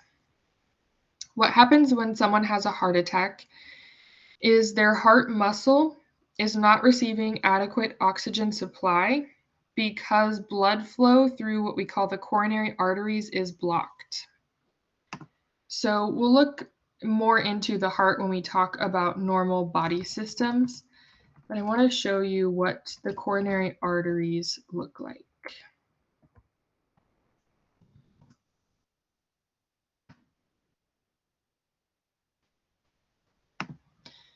So our heart is a very complex structure. It is a muscle. It allows for oxygenated blood to be circulated around our entire body. It also, though, requires oxygenated blood to be able to function. So the coronary arteries themselves do not have anything to do with the internal structures of the heart. The coronary arteries, as you can see in this picture, these red structures you're looking at, are supplying the heart muscle itself with oxygenated blood. So when these arteries become blocked and the heart itself is not able to receive oxygenated blood, the heart cannot function. The heart is not able to carry out all of the different activities that it would normally do. So that's what happens when a heart attack occurs, is the heart is not receiving oxygen.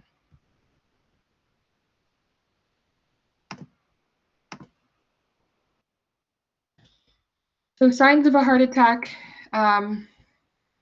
it depends. Male symptoms versus female symptoms are different. So typical telltale signs of a heart attack are going to be sudden severe pain in the chest. Usually it's midline or in the center of the chest or off to the left side. Maybe discomfort in other areas of the body. Specifically for women, it's typically the jaw, the neck, or the back. Indigestion or heartburn is also pretty common. Dizziness, difficulty breathing because heart's not receiving oxygen. Also, the skin can start to become cyanotic, that blue-gray discoloration, and they typically start to sweat. They start to have that beady appearance to their face, any other exposed skin like their arms. Blood pressure drops because the heart's not functioning. Pulse becomes weak and irregular, again, because the heart's not functioning. A lot of times, people who are having a heart attack will deny that they're having a heart attack. They're like, oh no, everything's fine. Nope, not usually the case. Like I said, women tend to have different symptoms, so more likely than not to have the back pain, neck pain, jaw pain, as opposed to the severe sudden chest pain. A lot of times women come across more with flu-like symptoms when they're having a heart attack. So they might feel kind of nauseous, short of breath, lightheaded, really fatigued or tired. So it's kind of hard to differentiate between like, oh, I'm just getting sick versus having a heart attack. So of course, for our purposes, if anyone exhibits any of these symptoms, we let the nurse know, right? Then the nurse can further assess and determine what's going on. So responding to someone who is potentially having a heart attack, same thing. You're going to notify the nurse. You're going to stay with the person. You're not going to give them any food or fluids. You're going to follow the instructions of the nurse, and then you're going to document. Special circumstances around a heart attack, we want to try to promote breathing as best as we can. Sometimes if they're laying down, if they sit up, that can help. Sometimes making them kind of a tripod, so having them lean over, propped up on their elbows can help. Loosening anything that's tight around the neck or chest, collars, ties, etc., can also help to promote that breathing. Of course, if they become unconscious, they don't have a pulse, they're not breathing, and we're allowed to, we would initiate CPR. Moving on to bleeding, again, really hard for us as humans to think about in an emergency situation, protecting ourselves before we try to help someone else. If someone is bleeding, you need to take the 5 seconds to put a pair of gloves on before you touch the blood. I'll give you an example of why. What happens when you don't protect yourself before you touch the blood is, maybe we don't know whose blood was touched, or maybe that person has a bloodborne disease. That's going to require a lot of testing and treatment. A lot means like years, not just like, oh, tomorrow you go to the lab and then you take a prescription and you'll be fine. No, it's lots of testing. And if there was some sort of bloodborne disease present in the blood that was touched, then lots of treatment also. So very important to protect yourself before you try to help someone else. When you're controlling bleeding, same basic steps as the last two things we talked about. Very important that you put on your gloves and then you find something to put pressure on the wound, whether it be a piece of gauze, whether it be a washcloth or towel, anything that you have nearby. You want to apply that to the area and put pressure on it. When you apply pressure, really important to put pressure adequately on that area or it's going to keep bleeding. So you need to apply some pretty firm pressure, pressing down on the area, either until the bleeding stops or until the nurse gets there and can give you further instruction. One thing to know about bleeding is if you can get the wound that is bleeding above the level of the heart, that will slow down the blood supply to that area, will slow down the bleeding. Once you place something on a bleeding wound, you never want to remove it. So what's our first instinct when it comes to like, oh, we have a cut, so we're holding a piece of gauze on the cut. What's our first instinct? To take it off and look, right? Because we want to know if the bleeding stopped. What happens when we do that is we're ripping off any clot that has formed. So with bleeding, you apply a layer of whatever you have, you hold pressure. If the bleeding comes through that, you add more on top. So you grab another towel, you grab another piece of gauze, and you put that on top. You don't ever want to take off what you have put there because you are then removing the clot and essentially restarting that bleeding process. So very important to just keep adding layers until it stops. When someone is bleeding, if they are having excessive bleeding, that can put them into shock. So you may see those symptoms of shock, in which case you would get their feet elevated as long as they don't have any swelling or pain in any of their extremities. Poison control we already talked about, so we're not going to talk about that today. We also talked about poisoning and what can happen if someone ingests something that they weren't supposed to. Of course, if we ever suspect that someone has ingested something that they weren't supposed to, we would want to consult poison control and, of course, alert the nurse. Any questions so far?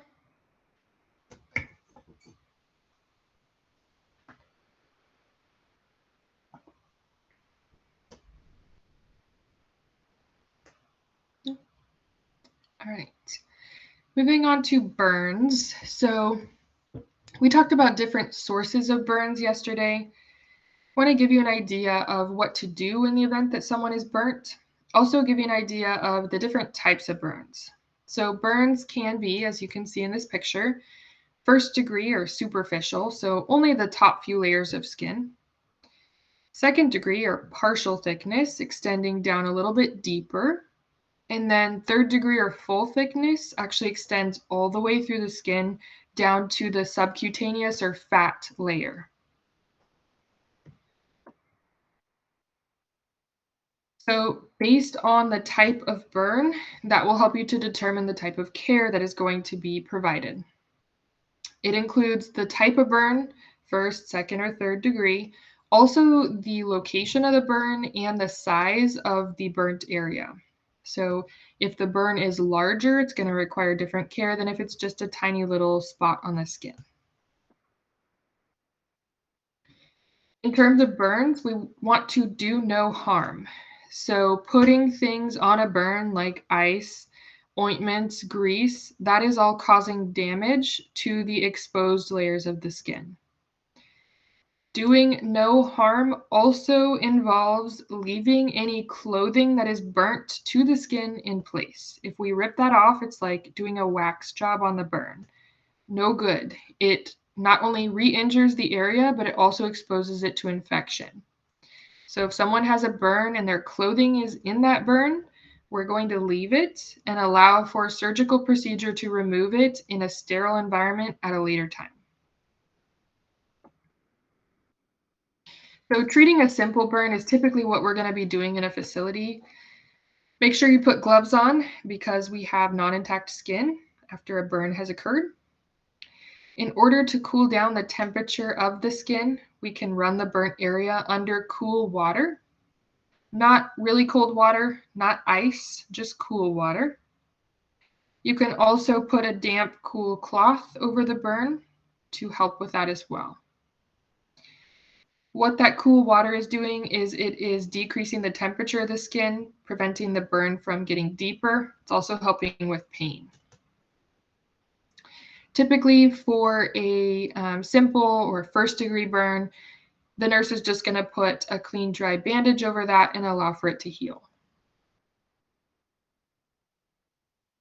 For a more serious burn, hopefully not something we would see in a facility, maybe something that might happen in the kitchen if the kitchen staff is not careful, but typically not with our residents.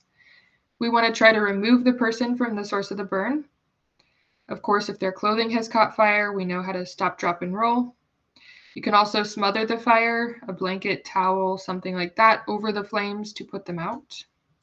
Again, make sure if you are helping someone who has been burnt that you are not putting yourself in danger to help them. Again, we're going to check for bleeding. We're going to check for signs of shock.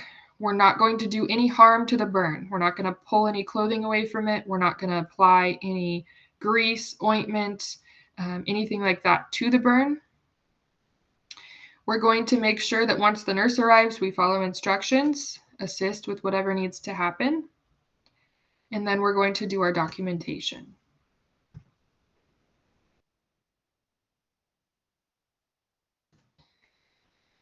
Any questions about burns? All right. Moving on then, syncope.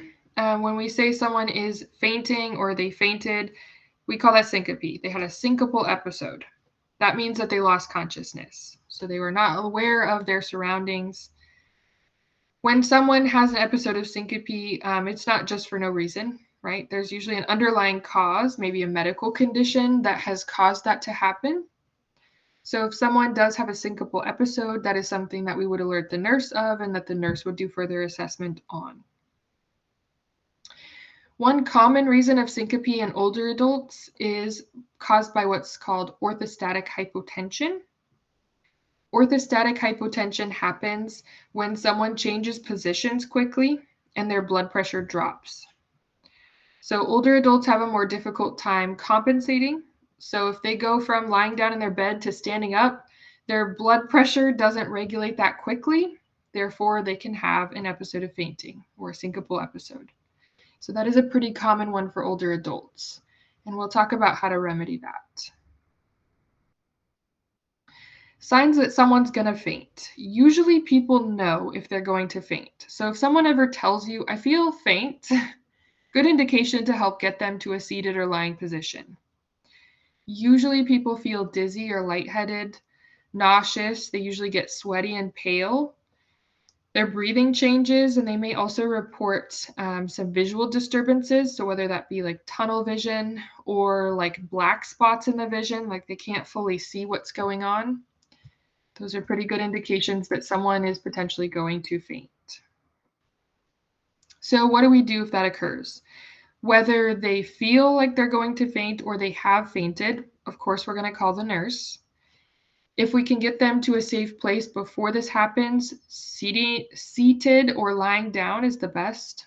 That way, in case they do pass out, they're not going to fall onto the floor. We want to make sure that we promote breathing. So again, you could do that tripod position that I talked about, kind of like this resident here is doing. If they are free of injuries, swelling, pain, we can lie them down like we would for shock and elevate their lower extremities to help get blood flow to the vital organs. We also want to make sure, whether they faint or not, that they are safe to get back up.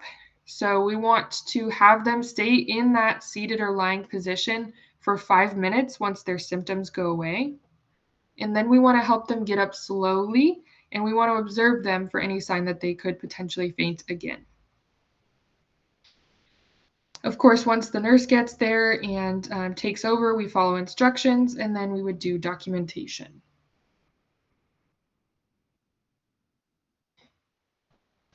Another medical term for you, epistaxis. Epistaxis is a nosebleed. If someone has a nosebleed, remember, blood is bodily fluid, so we want to make sure to protect ourselves, aka put on gloves before we start to help the resident. Best things we can do for a nosebleed is to allow the resident to sit up and lean forward so that any blood is coming out of the nose instead of going down the back of the throat and potentially causing stomach upset. And then apply pressure, as you can see in this picture. So applying firm pressure to both sides of the nose on the soft area up near the bridge. Applying pressure until that bleed stops, or of course until the nurse gets there and provides further instruction. Another thing you can do when you're applying pressure is to use a cool cloth or ice wrapped in a cloth. That cold can help do what's called vasoconstriction. So the blood vessels like this, that cold causes it to constrict and cuts off more of that blood supply so that the bleeding stops.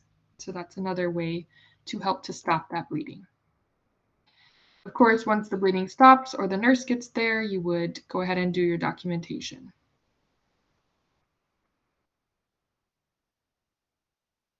Any questions on any of that?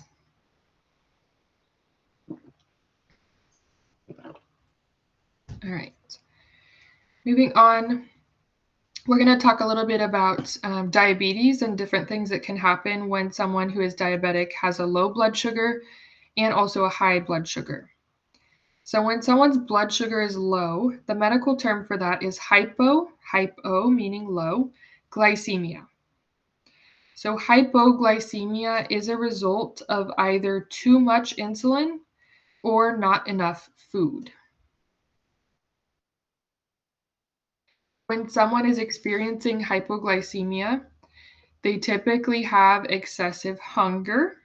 They usually have a headache. They may start to feel weak, cold, and sweaty. They'll also have changes to their vital signs, typically some confusion. Their vision may become blurred, again, that tunnel vision or spotty vision. They may start to experience numbness, usually happens around the mouth, and they may become unconscious if the blood sugar gets too low.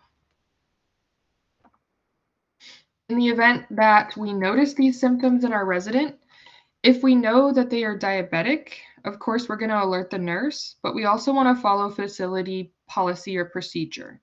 So typically in a facility, and I say typically because not all facilities are the same, typically they'll have a procedure that is noted in that resident's care plan that if you notice any of those symptoms of low blood sugar, you get them some sort of sugary beverage, usually apple or orange juice. So follow that policy per your facility. If that is in your facility's policy, you would then send someone to go grab some apple juice or orange juice, get that to the resident, and then hopefully by that time the nurse is there. Diabetic ketoacidosis, also known as hyperglycemia, hyper meaning high blood sugar, is a complication that occurs as a result of too little insulin in the body. So there's not enough insulin to be able to convert the sugar in the bloodstream to energy for use. When someone is experiencing hyperglycemia, they have some of the same symptoms as they would with hypoglycemia: headache, increased in hunger and thirst, feeling weak. They also typically have some pain in their abdomen. They may also have difficulty with their breathing. And one telltale sign is the smell of their breath. They're typically trying to breathe off that excessive glucose level. So their breath smells really sweet or fruity. It almost smells like if you've ever smelled like Fruity Pebbles cereal, it's almost that smell. So that is a very distinct sign that someone's blood sugar is too high. So due to a lot of different complicated processes that are going on in the body, they're trying to breathe off that sugar, that glucose. You may also notice flushed cheeks. So typically they become pale and their cheeks start to become really red. They may experience nausea and vomiting.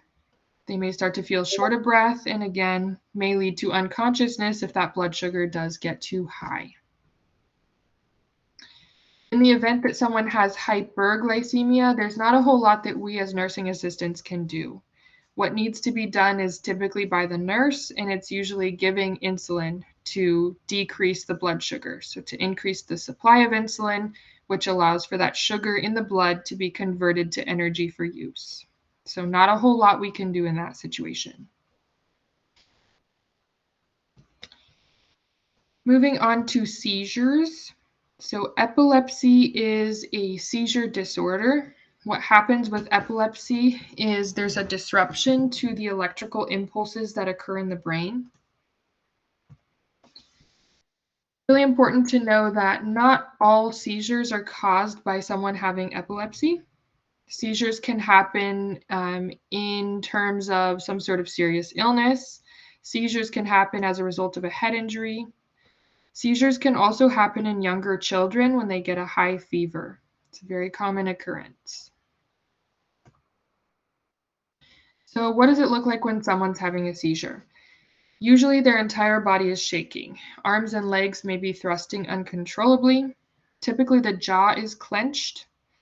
They may be drooling because they're unable to swallow their saliva. Things to know about someone who's having a seizure is we never want to try to stop the jerking movements of their arms and their legs. The reason being is because there is so much force behind that thrusting that if we try to hold them down, we may break their bones. We also never want to try and unclench the jaw or put anything in the mouth because that's a risk for choking, but also, again, the jaw clenching is so strong that if we try to put something in the mouth, there's a risk of breaking their teeth.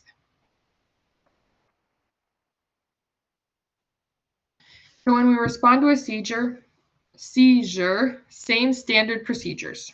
Notify the nurse. One thing you want to try to take note of for a seizure is we want to know how long it lasts. So the second that you notice it, try to look at what time it is. Take mental note of that or quickly write that down. Put gloves on. Again, usually there's drooling. Typically after a seizure, there's episode of incontinence. We want to try to keep the person safe. So if they are up walking around or standing, try to lower them down to the ground. If they're wearing eyeglasses, if they have some sort of tight clothing on, we can try to quickly loosen that up. We want to protect their head. If we have a sweatshirt to throw under their head, a pillow, anything that we can put to protect their head as their body is thrusting. We also want to try to remove anything around them that could potentially hurt them if their arm or leg hits it while they're having that seizure. We can try to turn them onto a side to decrease the risk of choking. That's not always possible if they're thrusting.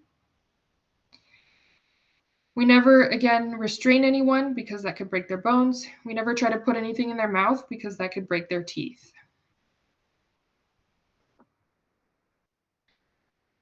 Once the seizure is over, we would want to note the time. Again, trying to determine how long the seizure lasts can be very important for the doctor determining what's causing the seizure. If at any time the person becomes unconscious and stops breathing or does not have a pulse, and of course our facility allows us to do so, we could initiate CPR. If the person is actively seizing, we would not be initiating CPR. Typically, the confusion here is you saw yesterday the gasps of breathing that the resident was doing, and they were saying that's not normal breathing. That can also kind of mimic a seizure. So if you're not sure what exactly you have at hand, just make sure that you are getting the nurse there to help you. Wouldn't expect you to be able to differentiate between every sort of different thing. Once the situation has ended, like I said, typically after a seizure, people have incontinent episodes, so you might need to help the resident to get cleaned up. Remove your gloves, wash your hands, and do your documentation.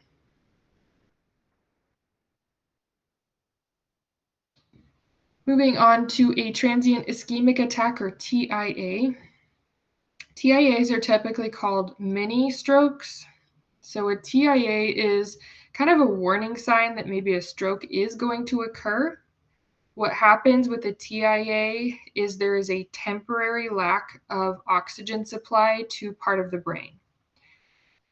The difference between a TIA and a stroke is that word temporary. That temporary blockage makes it a TIA.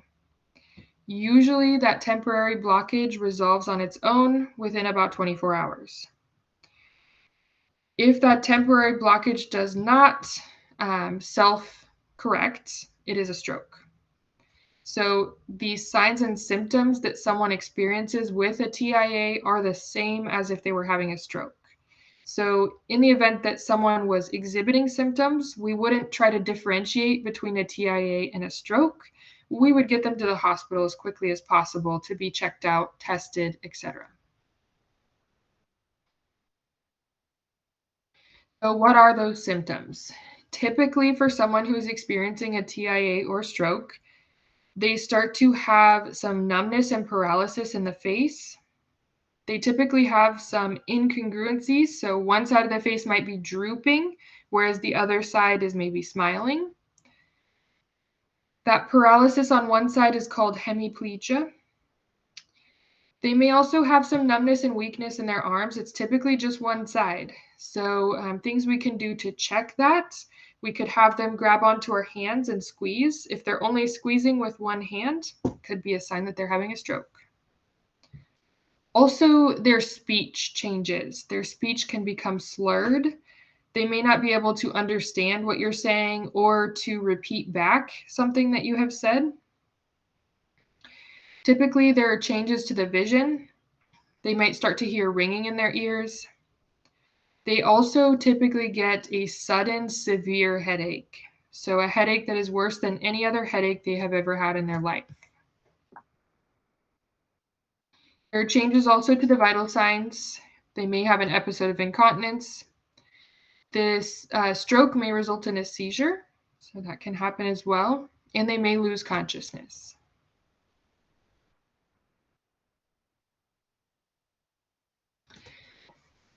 Like I said, with heart attacks, men and women can have different symptoms. Same thing with strokes. For women, some other things that may be experienced when they are having a stroke is pain in the face, arms, and legs, hiccups. So that doesn't mean just because you get hiccups that you're having a stroke, but that means if they were having hiccups and some of these other symptoms, that might be a red flag. Chest pain, shortness of breath, and also heart palpitations or kind of feeling like a flutter in the heart. The acronym we use to detect a stroke in an emergency situation is called FAST. So F-A-S-T.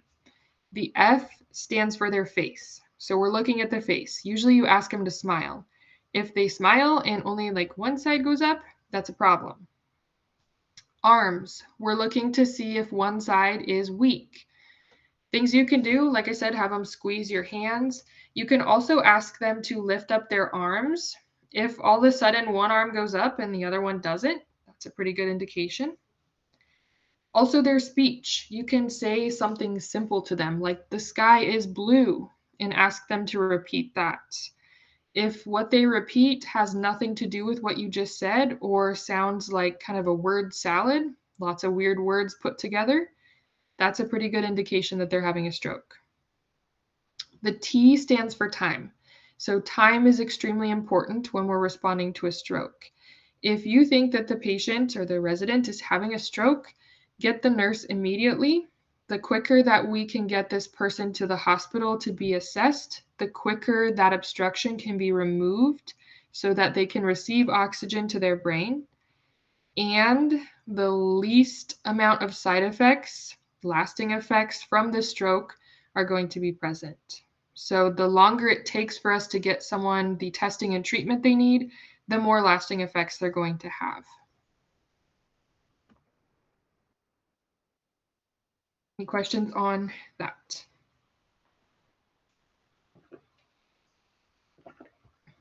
All right. Another medical term, emesis. Emesis is the act of vomiting. Typically, vomit comes out the mouth. It can also come out the nose. When someone vomits, Again, vomit is considered to be a bodily fluid, so we need to make sure that we put on our gloves. If someone's vomiting, we want to make sure that they are up in an inclined position so that when they vomit, they don't then choke on the vomit. If we cannot sit them up, turning them off to one side helps as well, helps to get the vomit out instead of it being taken back in. Make sure that when you are assisting the resident with vomiting, pay attention to the amount of vomit, the color of the vomit. Oftentimes the nurse will want to visualize the vomit because there are some things that, if they are found in vomit, could indicate, for example, an internal bleed. So make sure that the nurse is aware of the vomiting. You're going to want to make sure to help the resident afterward, get their teeth brushed, get their clothing cleaned up. If you're monitoring what we call INOs, intake and output, vomit is measured as output. We'll talk more about that in the coming chapters. Then, of course, you would want to follow the instructions of the nurse and do your documentation.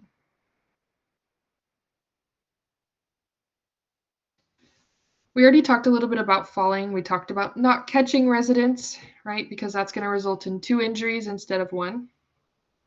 So what we can do is help assist the resident to the floor. Best way to do that is to get the resident close to you. If you have your knee between their legs, you can slide them down your knee, down your leg, and to the floor.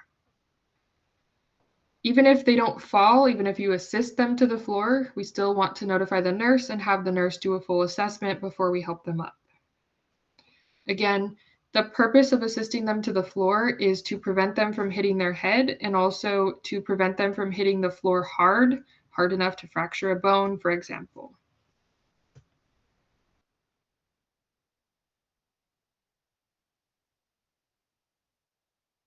General disaster guidelines. We're going to go through these in general. The more specific ones you'll get to see in your reading and in your workbook. So in general, for any disaster, whether that be an earthquake, in some areas, a hurricane, a power outage, what have you, again, try to remain calm, right? The more crazy you're acting, the more crazy the residents are going to act. Know where the exits are in your facility. Remember that in some sort of emergency or disaster, we don't use elevators, so know where the stairways are. Know where the alarms are, fire alarms. Know where the extinguishers are. Know what action you are supposed to take as the nursing assistant in the facility for any type of disaster or emergency. Also, make sure that you are following instructions of your facility. Sometimes the facility will be listening in to like radio, what updates are coming in, how close the hurricane is, for example, or the damage that was caused by the earthquake or what have you. We're not going to go through any of these specifics. We will go through this one. One thing I want you to know for emergency situations is your facility typically has like emergency supplies. In your new employee orientation, you should know where those emergency supplies are located. You should also know what emergency supplies should be used when. So for example, for a power outage, your facility may have like headlamps that you can use. So a little flashlight that attaches to your head that you don't have to carry so that you can still provide care to your residents. So know where that stuff is, know how and when to use it. In this day and age, in the event that there is an active shooter in your facility, follow your facility's emergency notification procedure. Usually this is one of those codes that we were talking about. So they may say code, whatever it is, and that would alert you that there is an active shooter in the facility. If there's an escape path, great, get out of there. If not, stay where you are. Turn off the lights, turn off the volume on anything that could potentially make noise, your cell phone, your walkie-talkie, anything like that that would alert someone to your location. Secure the door, barricade it with a chair, stay hidden from outside view, close blinds, maybe get in a closet. Again, anything that's going to make noise on you, turn it off. That includes like vibrate on your cell phone, turn it to silent. You don't want anyone to be able to detect where you are. If it is safe for you to do so, you can call 911, notify the operator of what's going on and where in the building you are. If you have any information on what's going on, like the number, description of shooters, number of victims if there are any injuries, their locations, give all of the information that you can. Really important to know that when the police arrive on scene, they don't know who the shooter is. So follow the instructions. They typically ask you to put your hands above your head when you're coming out of the facility, right? They don't know if you're the shooter or someone else. So just follow their instructions and then follow their instructions for what to do afterward as well.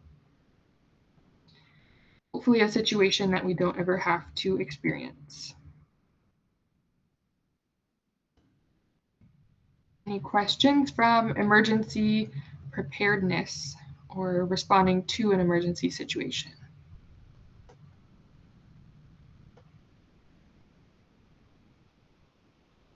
No? All right.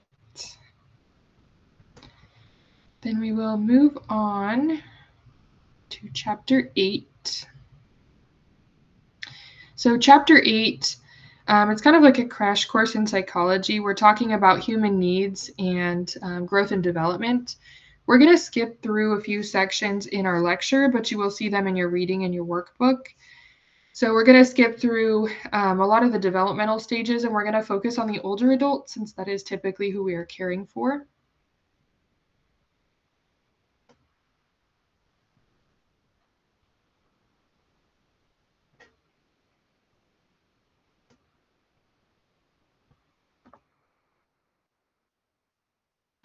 So these first few slides are regarding basic human needs. Basic human needs you will hear me refer back to a lot for the rest of our 2 weeks together, especially when we talk about people who are maybe unable to tell us exactly what they are needing. So we have psychological needs and we also have psychosocial needs. So our basic, I refer to them as physical needs, are the needs that we have in order for us to maintain our life, right? In order to stay alive, we have these basic needs. Social needs are our needs for social interaction with other people, our needs to display emotion, intellectual needs, as well as to express our spirituality. For the physical needs that every single human being has, no matter what, is the need for food and water, the need for protection and shelter, the need for activity, sleep and rest, as well as comfort or freedom from pain. Every single human being on this earth has these needs.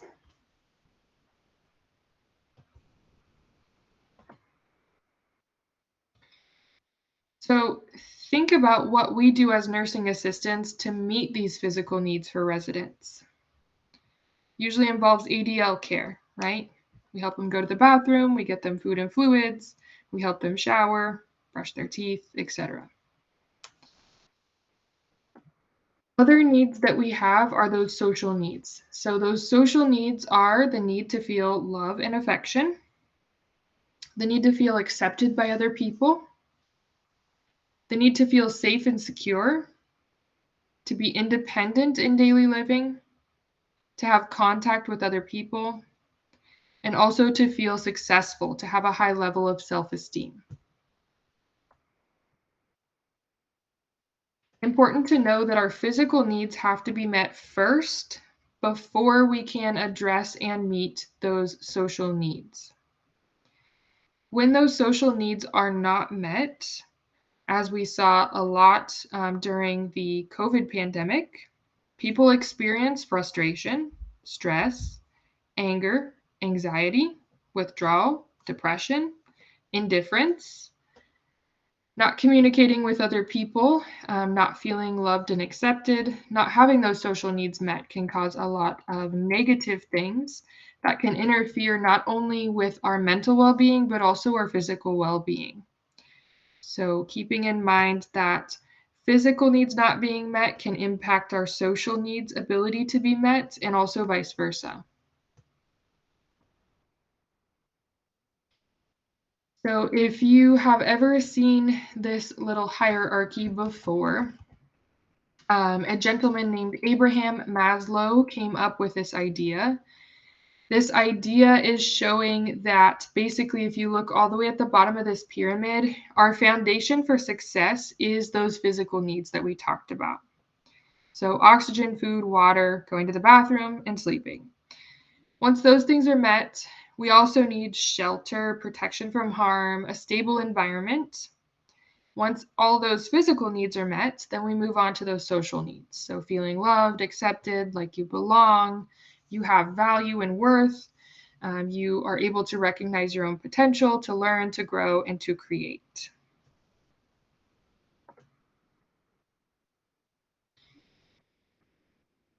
So thinking about physical needs, performing ADLs for residents and assisting them, and then also those social needs, so that social engagement, that emotional engagement with our residents. When we put those two things together, we come up with what's called holistic care. So holistic care, it says it in the word, holistic. It's caring for the whole person. So not only their physical needs, but also their social needs. So encountering an individual that we are providing care to meet the physical needs, but also providing care to meet those social needs. Very important.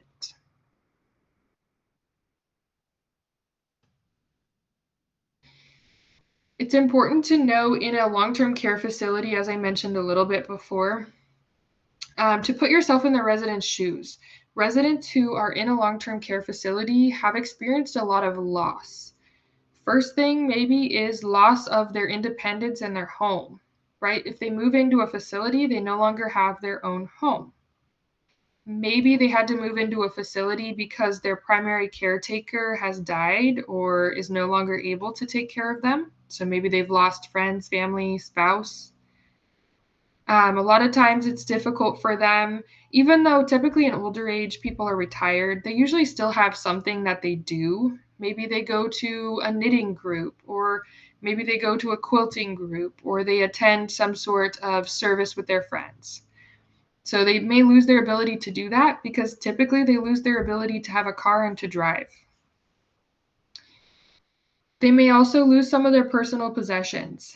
When I worked in Jerry Psych, we had a gentleman move in the earlier stages of dementia, and the one thing he wanted to bring with him into the facility was his collection of swords. Not safe in a dementia facility, right? There was absolutely no way we could safely allow him to bring in this giant wall hanging of swords. It was sad because that's like the only thing he wanted to bring. So what we ended up doing was we had the family, they actually took a picture of it and had it printed on a canvas, and we hung it on the wall. So he still got to bring his sword collection, just a little bit safer. So that can be really hard for people, is losing the possessions that they had at home because they can't bring them to the facility. Also, typically when people move into a facility, they realize that they're not able to care for themselves. Maybe they're losing their health, maybe they have some sort of disability. They're having difficulty accepting that as well. Also, some facilities don't allow pets. I can tell you, if you tried to take my dogs away from me, also I have a cat, I'd be upset, right? If I had to move into an area that didn't allow for my pets to come with me, that would probably be the hardest part for me. So they may not be able to bring those pets. Also, LGBTQ residents may feel that they won't be comfortable, maybe that other people will not accept them or understand them.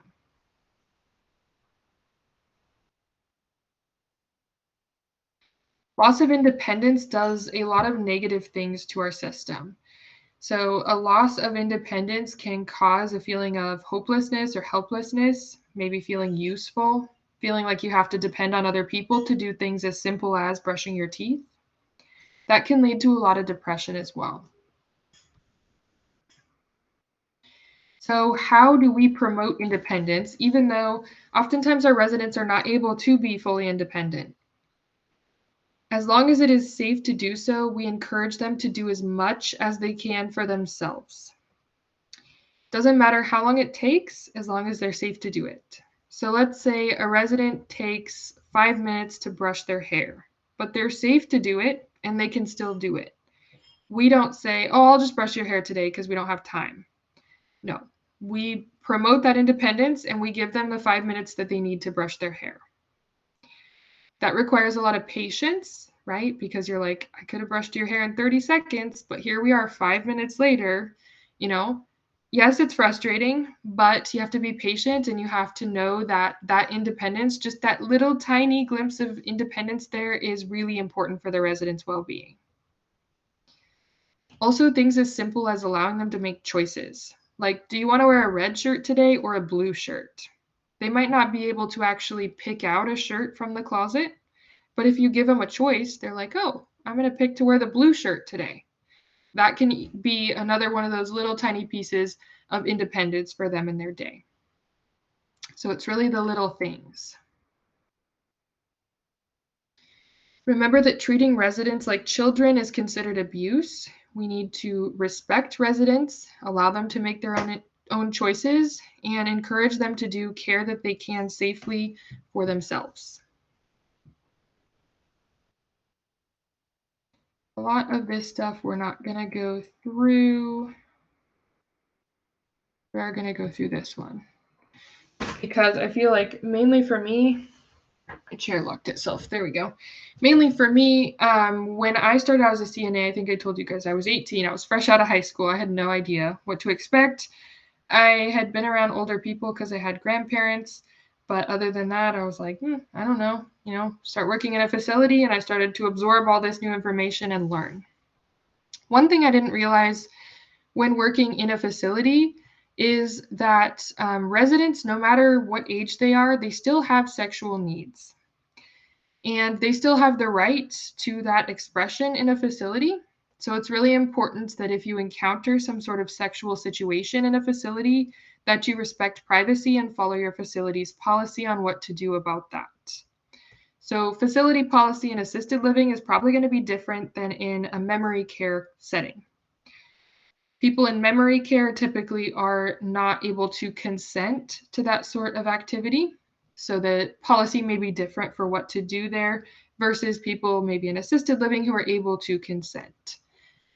So that was one thing that was kind of shocking to me, was coming across a situation like that. And I'm like, oh gosh, what do we do? Like, these residents are not supposed to be doing this, right? Like, this isn't normal. So I had to figure out, okay, what's the policy in this facility? For the geri-psych facility, since everyone had dementia and they were not able to consent, our policy was to notify the nurse, and the nurse would deal with the situation and then notify the family. So that was our policy. Like I said, though, residents do have rights, right? They have the right to have their sexual needs met. They have the right to receive respect and to receive privacy. So best advice would be to knock before you enter into a resident's room. Wait for them to say, come in. If you do encounter some sort of situation, follow facility policy. Typically, just quietly close the door and leave and provide privacy. Be non-judgmental of residents. Honor do not disturb signs if those are present. Make sure that you don't treat any encounter with a sexual situation as like, ew, gross, or like, oh, that's so cute because they're older. No, don't show any bias or any judgment towards those situations. Just, again, remove yourself, provide privacy, follow facility policy. Of course, if you saw sexual abuse happening or you suspected that, you would notify the nurse and follow your facility's policy to remove that resident from that harmful situation. So some myths or facts, myths versus facts about older people. Like I said, as a naive 18-year-old, I had no idea that older people, had sexual needs and that was something that I might encounter in a facility. So older people are still capable of having sexual relations. Again, not showing any judgment toward that is very important. Also providing privacy.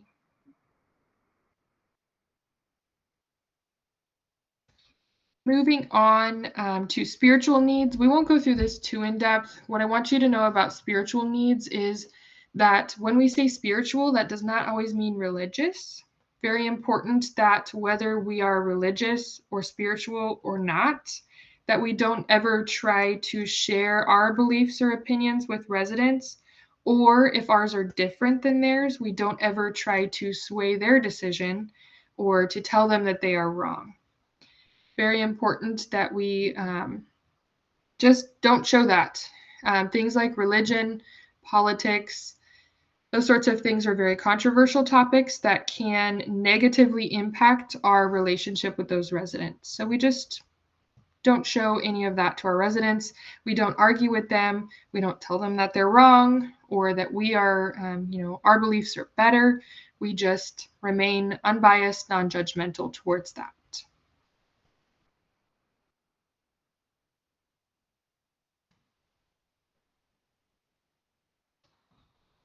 We will talk about diet when we get to nutrition, so we will skip through that. Moving on to the need for activity. Remember, that's one of those basic physical needs. Activity does a lot of great things for us, as I'm sure you were able to kind of get insight in when we talked about restraints and lack of movement. Activity allows for us to decrease our risk of illness. It keeps our body fluids flowing around as they're supposed to be. It improves our sleep, right? Because we're expending energy.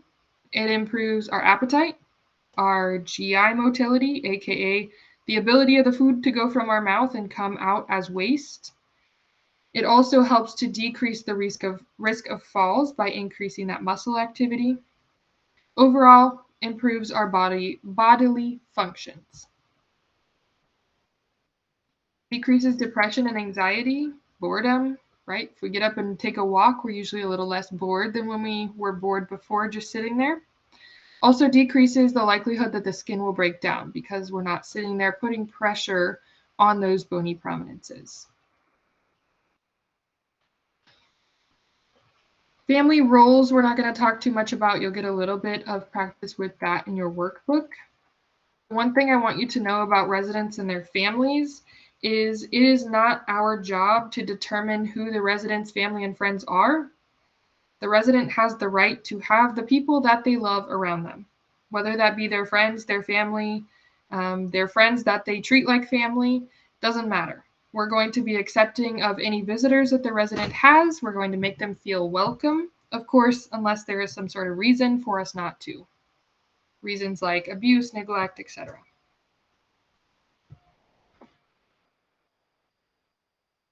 Residents' families can not only be beneficial for the resident, but also for us. Resident families do a lot of important things like helping them make decisions about their health care. They can provide a lot of communication between the resident and us. I can tell you in my experience, a lot of times residents don't want to tell you like if the food was served cold, right? They're afraid to like insult you. And so they tell their family. And then the family's like, hey, mom said like last week dinner was served cold a few nights. That's a huge problem, right? Like we want to know about that. So they can oftentimes give us some insight as well that maybe our resident doesn't. They support and encourage our residents.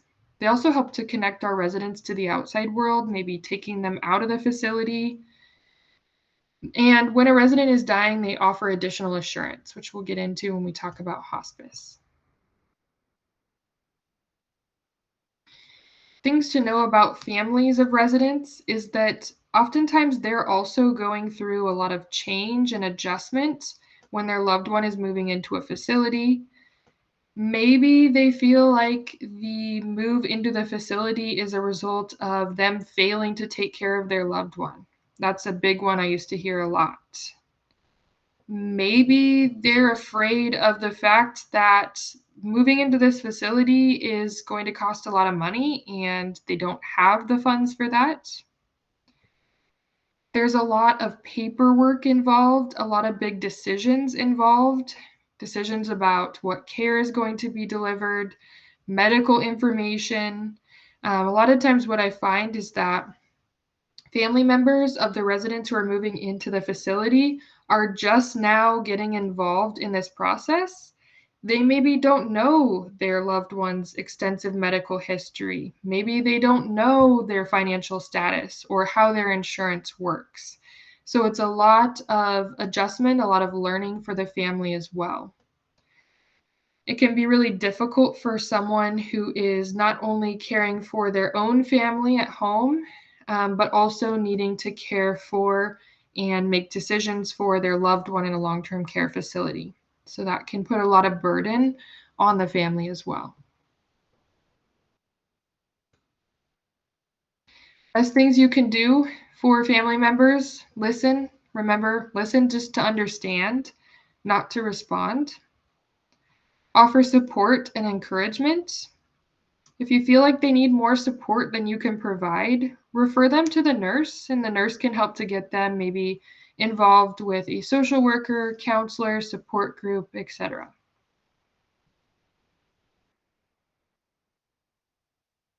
We're going to move through the stages of life until we get to age 65 and older. These are the most typical populations that you'll be caring for. So late adulthood, or older adulthood as it's sometimes referred to, typically 65 and older. Some agencies will define late adulthood as 60 and over. So we go by CMS, which is 65 and older. There are a lot of physical and also social changes going on in someone's environment in their life when they are 65 or older. Like I said, maybe their health is deteriorating. A lot of times their friends and family are dying off as they get older. There are some conditions that are more prominent as we age, things like arthritis, maybe strokes, Alzheimer's disease, cancer, diabetes. People who are older are referred to as geriatric. So geriatrics is a branch of medicine that deals specifically with diagnosis and treatment of disease in the older population. Prejudice toward or stereotyping against older people is called ageism. Again, we don't show prejudice, bias, we're non-judgmental. My personal opinion is I think that the older population is probably my favorite. So I have reverse ageism, right? I think that they're the greatest population, but we would never want to show any bias or discrimination against someone because they're old.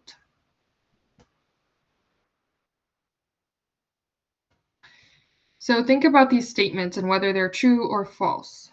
People who are over 80 years old cannot live by themselves. Most older people are lonely and depressed. Older adults are not able to adjust to change. Most older adults are ill or disabled in some way. Older adults can stay active by pursuing their favorite hobbies. Good health can help older adults live independently. And normal changes of aging do not include disease, disability, or dependence on others.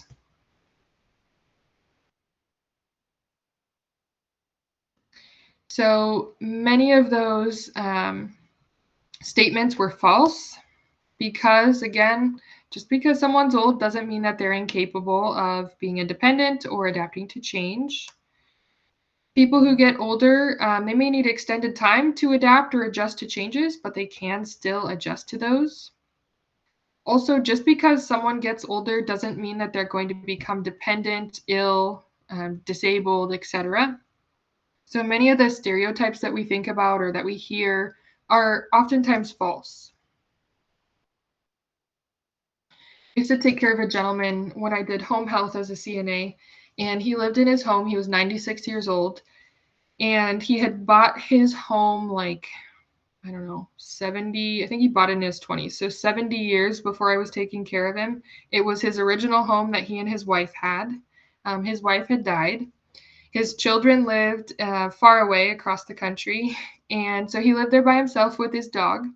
And he hired home health services basically to keep him company, to take him on outings because he didn't have a driver's license, to hang out with him, basically. Also to make sure he was safe while he took a shower because he didn't want to fall in the shower and be left there to die. That was his biggest fear. So he lived independently in his home at 96 years old.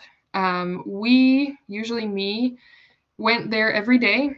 We went in the afternoon hours because those were the hours when he was not napping, when he felt like the most lonely. He wanted to go do something.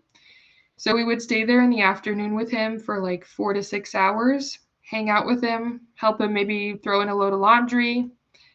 He got his shower in while I stood outside the door and made sure he was safe.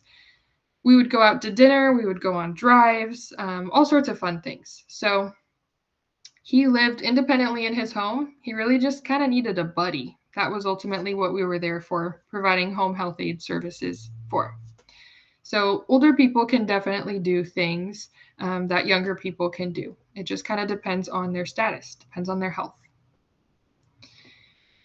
As we get older, we'll talk more about all of this in another chapter as well. But like I said, our body systems all slow down, right? So nothing gets better, nothing's quality or condition improves as we get older. It all kind of starts to deteriorate or decrease. Our skin loses its collagen, becomes dry and more fragile. It becomes less elastic as a result of that collagen loss. So older people's skin tends to be more like tissue paper, very fragile and easy to tear. Muscles can become more weak. Bones lose their density and become more brittle. Senses decrease as a result of decreased sensitivity of the nerves. That leads to slower reflexes and slower response times. There's a lot of changes with the senses, vision, hearing, smell, taste. And sometimes short-term memory loss, so not like long-term dementia, but short-term memory loss, a little bit more time to come up with thoughts and to remember like, oh, where did I put the car keys? That sort of thing can occur. The heart, along with all other muscles in the body, becomes less efficient because it gets worn out. The lung strength and capacity decreases. Digestion slows down and takes longer, which decreases appetite. The bladder is also a muscle. That bladder becomes a little bit more weak, and urinary elimination occurs more frequently. Bladder doesn't fully empty. Immune system gets weak, which we already talked about. All of these things can lead to some changes in lifestyle. But again, just because you get old doesn't necessarily mean that you have an illness or disability. Things that we do not consider normal parts of aging would be signs of depression or suicidal thoughts, loss of ability to think logically, that's a sign of dementia, poor nutrition, incontinence. Incontinence is not normal. Incontinence is a result of a disease process. Also, difficulty with breathing, as well as many other symptoms that we previously talked about. They're not considered to be normal. If we heard an older adult was having, for example, chest pain, that's something we would report. We wouldn't just say, oh, you're getting old, it's normal, right? Any questions about the older population or aging?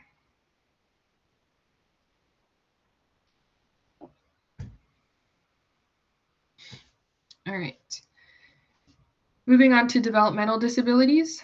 So developmental disabilities are typically either present at birth or they emerge during childhood, usually before the age of 22.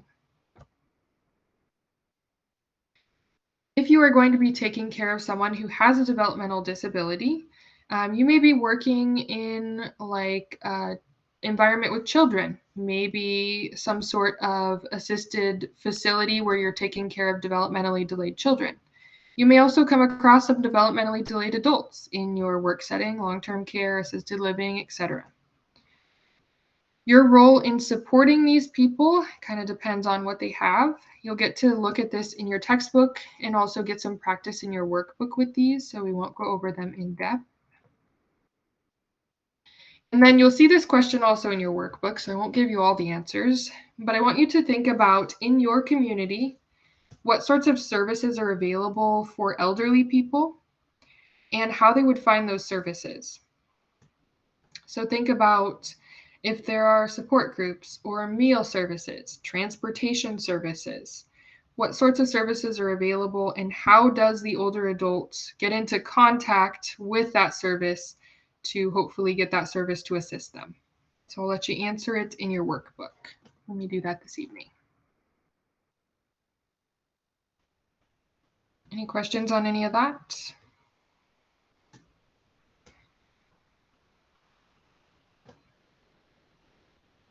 No?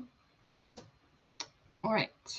We will go ahead and take our second break, so you can mute your microphone, turn off your camera, take 15 minutes, and I will see you back shortly.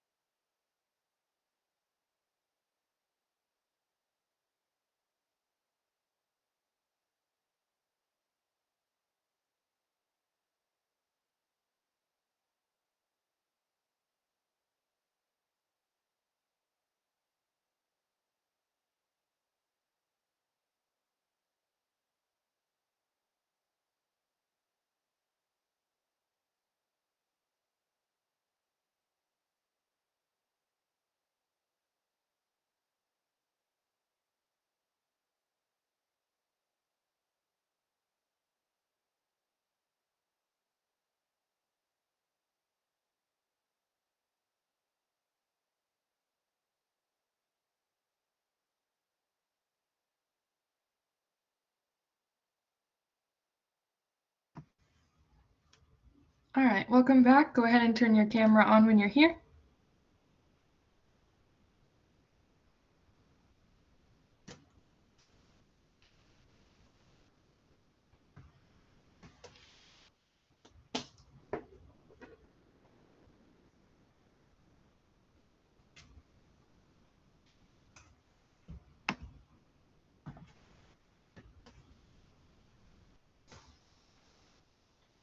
Any questions about anything from today before we get started on Chapter 9?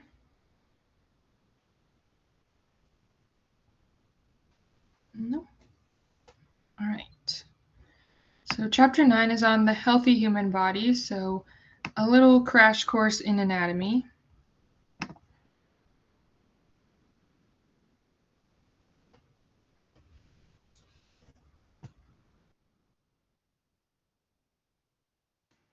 And as we look through all of our body systems, need to know that homeostasis is necessary for life.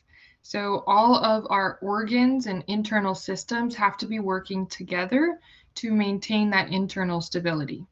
So for example, if the heart is not working properly, nor is the rest of the body.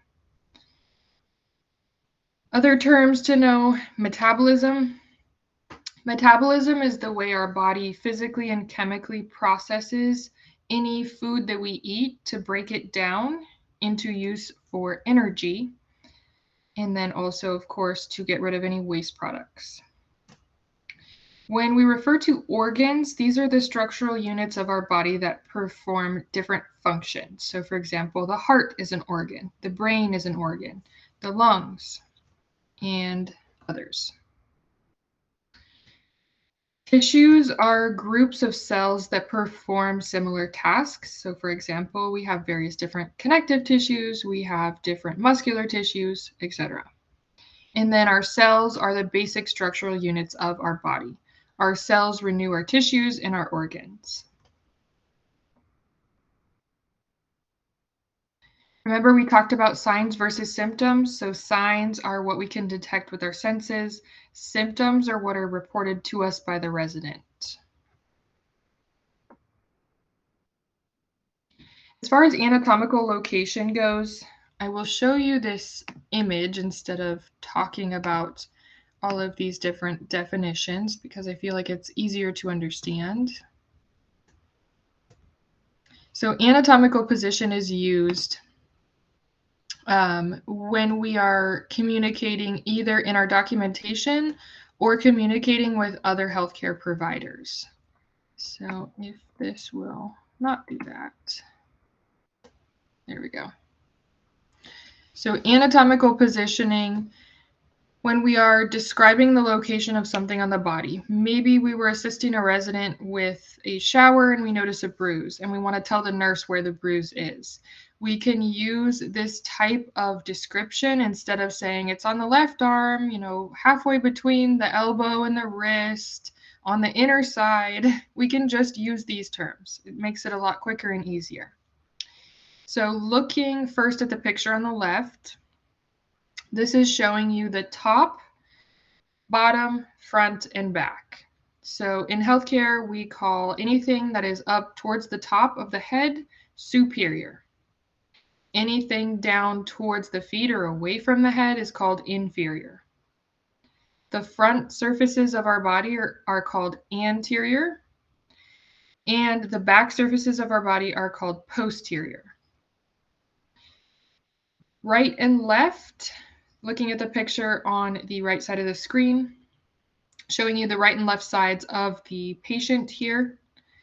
And it is showing you terms like lateral and medial. These can be used to describe if something is toward the center of the body or further away from the body. And then proximal and distal are used to describe the location of something in respect to the torso. So proximal means it's closer to the torso. Distal means further away. So for example, if we were referring to our fingers, those are distal, right? They're further away from the torso than our shoulder. So I will put this picture into your resources tab after class today so that you can reference it again.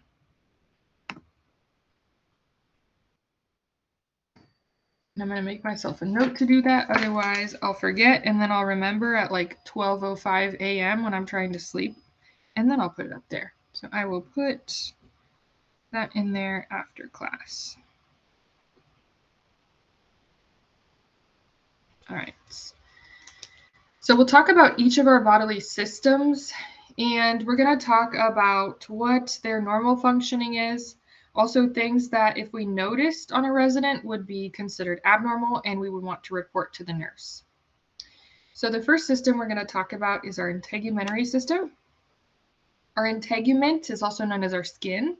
Our skin is the largest structure in our body, the largest organ system, and it provides us with a natural protective covering.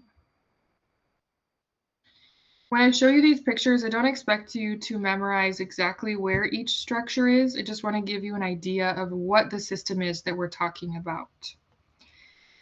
Things to note that this picture is showing: our skin is where we have our oil glands. Those are called sebaceous glands. Our sweat glands, also where our hair follicles stem from, and where our nerve endings lie. So our skin is a very important, also very sensitive structure. So what does the skin actually function to do? Its main function is to prevent excessive water loss and to prevent injury to internal organs. Our skin is made up of lots of different tissues and glands. It is a sensory organ, so again, nerve endings are present in the skin. With its natural protective coating that it provides us, it also helps us to regulate our body temperature. So each system will go over what happens as we get older. We talked about in the last chapter how our skin becomes fragile. It becomes dry and thin. It loses its elasticity. Also, our skin at the bottom, that base layer there, that subcutaneous or fat layer, starts to kind of deteriorate or thin as we get older. That plays a huge role in temperature regulation. If you've ever heard older adults say, "Oh, I'm cold," and it's like 85 degrees outside, it's usually because that subcutaneous layer is deteriorated. So they're not able to regulate their temperature as well. As we get older, sebaceous glands or oil glands start to decrease in their production. Skin becomes dry. A lot of times as we get older, due to that decrease in collagen and elasticity of our skin, wrinkles appear. Hair also loses its pigmentation, may become white or gray, also tends to thin out. Each system is going to have this slide. You'll see this when you do your reading. There's a orange-yellow colored box in your text that describes ways that you as the nursing assistant can assist residents who are experiencing these changes of aging. So you'll see that when you do your reading. Signs and symptoms that we would report to the nurse: any change to the skin. If the skin is discolored, there's bruising, the resident reports that the skin is itchy or painful. If there's a rash, swelling, some sort of wound, or non-intact skin. Any drainage coming out of the skin. Maybe there is some red discoloration around a nail. Any change to the appearance of the scalp or the hair. And when we're looking at someone of darker complexion, it can be hard to tell if there's been a change to the skin tone. But you can look at the surrounding skin. You can feel the skin and detect temperature. You can also, when you're touching the skin, you can typically detect if the skin feels differently than surrounding skin. That could be something you might want to report to the nurse. Moving on to the musculoskeletal system. What makes up our musculoskeletal system are bones, joints, muscles. So our bones give us our structure, but without joints, we would not be able to move our bones. And without muscles, we would not be able to have that movement at the joint space between bones. So our muscles actually play quite a few different roles. Not only do they help us move and protect our organs, they also help us to create body heat. Think about if you ever like get up and go for a walk, or you get up and exercise. You start to get warm, right? Because your muscles are producing heat. Other terms, atrophy, we already defined when we talked about restraints. That's again the wasting away of muscles. Contractures are something else that can happen. What happens with a contracture is due to a lack of activity, the muscle or tendon actually becomes permanently fixed in place. And that permanent fixture in place shortens the muscle or tendon and causes a lot of pain. So if you've ever seen someone who has a contracture, they happen a lot with the hands if people are not receiving adequate range of motion. So a contracture may be the wrist. So the wrist is contracted like this. If you tried to move the wrist, it will not move due to the shortening of the tendons and muscles in the wrist. So that's not something that can be undone. Here's a picture of our skeletal system. It contains a lot of bones, 206 of them to be exact. Where those bones come together to allow for movement is called a joint. Muscles, again, allow for us to move our bones and allow for that joint to function properly. Yeah, Jessica? Would an example of contracture be like carpal tunnel? Carpal tunnel is similar.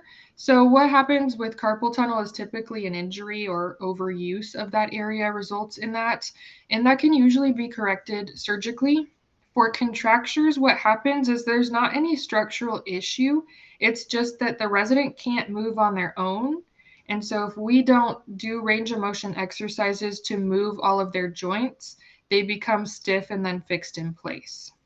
Okay, thank you. Similar, but the contracture, there doesn't have to be any issue going on. It's just lack of use. Okay. Good question. Physical exercise, moving our muscles, increases our circulation, blood flow, oxygen supply. We talked about inactivity and how it can negatively impact not only our health, but also not only our physical health, but also mental health. Inactivity also, again, can lead to atrophy and those contractures. So what helps to prevent that from occurring in a resident who cannot move themselves is range of motion exercises. And we'll get into what those are a little later next week. So as we get older, muscles become weak, they lose their tone. Our body movement can slow down. Our bones lose their density and they become more brittle. Joints get worn out due to use. They can become stiff. Also, as we get older, the space between the vertebrae in our back can actually decrease. So the spine can become more compressed and shorter. So it's not abnormal for older adults to shrink a little bit. Not like they're going to be 6 feet when they're 20 and 5 feet when they're 80. Not that much, but a little bit, half inch, maybe an inch is pretty normal. Things we would see that would need to be reported to the nurse. Changes in a resident's ability to move. Changes in their ability to do range of motion exercises. Pain or swelling. If their joints are warm or there's any red discoloration. Bruising. As well as if they're having any muscle aches, odd pains. Maybe they go to stand up and walk and they're like, oh, my legs are hurting too bad. That's something we would want to report to the nurse. Just because they get old doesn't mean that they're going to have pain.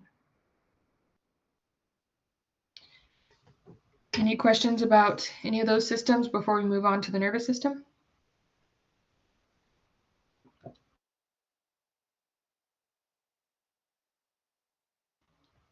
All right, then we'll move on to the nervous system. So the nervous system is split up into two parts. Those two parts are the central nervous system, or the brain and spinal cord, and the peripheral nervous system, or the rest of the nerves. The central nervous system in this picture is in red. Peripheral nervous system is in blue. Our nervous system is our main message and control center of our entire body. It coordinates all of our bodily functions and movements. It is able to take information from outside of our body and incorporate that into our body, so how we react to different things. Again, it's split up into two parts, the central nervous system and the peripheral nervous system. As we get older, our responses and reflexes slow down. There's a decrease in the sensitivity of our nerve endings. And like I said, some short-term memory loss can occur. Long-term memory loss or dementia is not normal, but some short-term things like, oh, can't remember where I put the car keys, or I can't remember what day my friend's birthday is. Those sorts of things are pretty normal.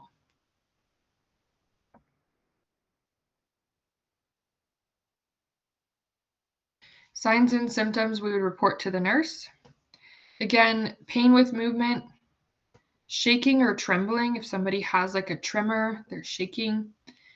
If they're unable to move one side of their body, have any difficulty speaking, numbness or tingling, visual or auditory disturbances, again, any sign of stroke.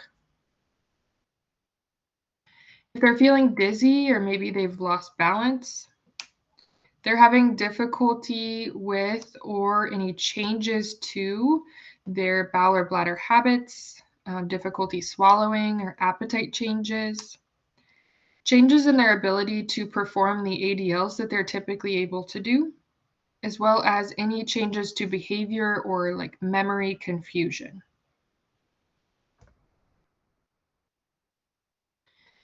Sensory organs, just to give you an idea of what they are, here's the eye. This is a side view of the eye, so if you were looking in from that way, don't expect you to memorize these structures.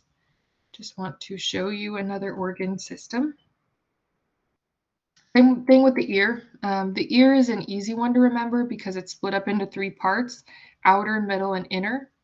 It's probably the most simple system in our body that we have.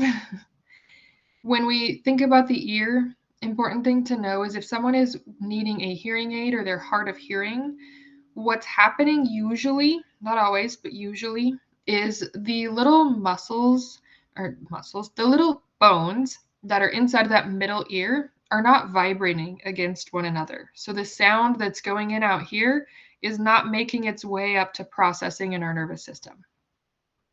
So if someone needs a hearing aid, usually just sits right inside that outer portion of the ear, over on the left you can see here, and amplifies that sound, allows for that sound to get through to those structures. Besides the eyes and the ears, what are some other sensory organs that we have? Anyone want to take a guess?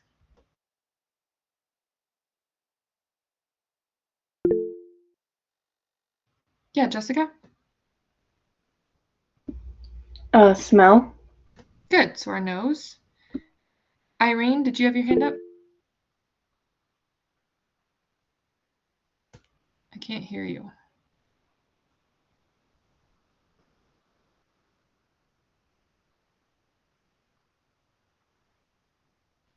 That's weird. If you log out and back in, that might help, Irene. Valerie, what do you think?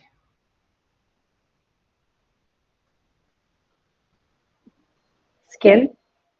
Good. Skin's a sensory organ, got nerve endings there. Can we hear you now, Irene? Is it working? Yes, now I can hear you. Oh, okay. I don't know why. I said taste. Good. Taste. Good. So lots of sensory organs, right?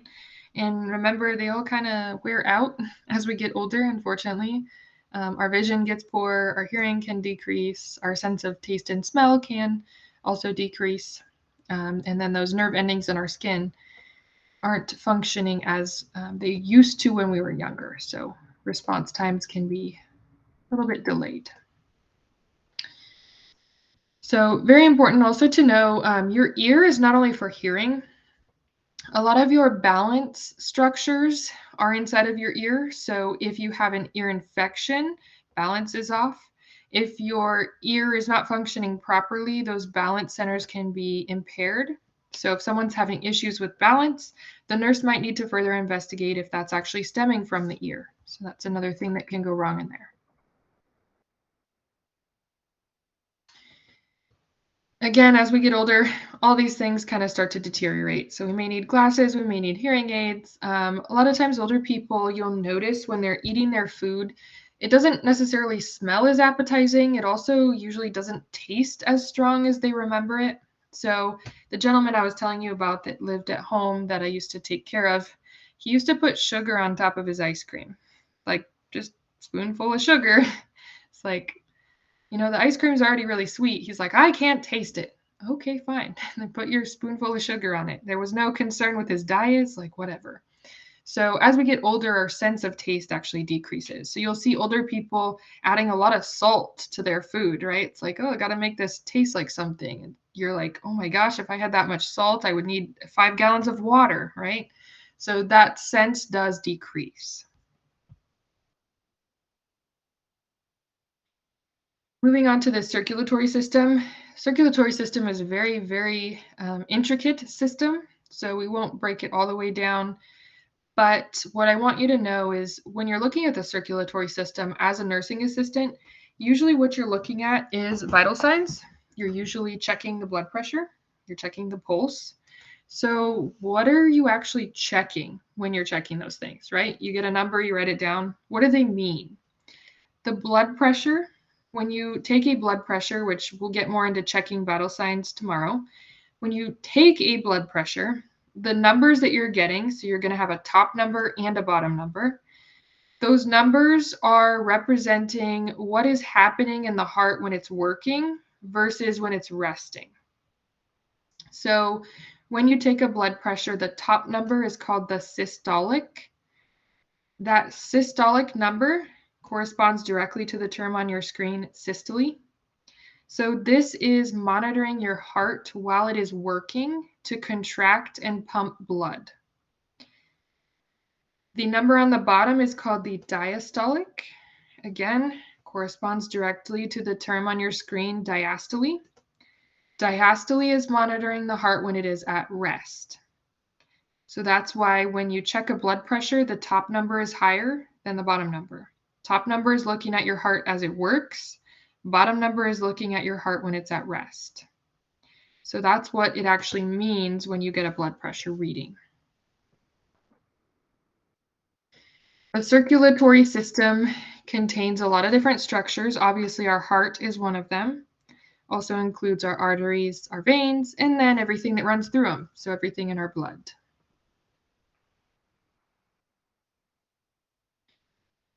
One thing to keep in mind with the heart and the circulatory system is the circulatory system, the heart, have to be functioning in order for us to live. We cannot live if our heart does not function because the rest of our body relies on receiving that oxygenated blood supply from the heart. So that heart muscle, like I said, the heart is a muscle itself. It is made up of 3 different layers of muscle. So it's got an inner, a middle, and an outer layer. It is also made up of 4 different chambers. So when we look at the chambers of the heart, I'm going to go back to this picture so you can see them. We're talking about the atria or the atrium and the ventricles. So they're easily identifiable by what side of the resident's body they're on. So the right atrium and the right ventricle versus the left atrium and the left ventricle. The atrium are on the top. They're smaller. The ventricles are on the bottom. So if you ever were trying to be like, which one are the atrium, which one are the ventricles? If you look at the ventricles, they kind of form a V shape on the bottom of the heart.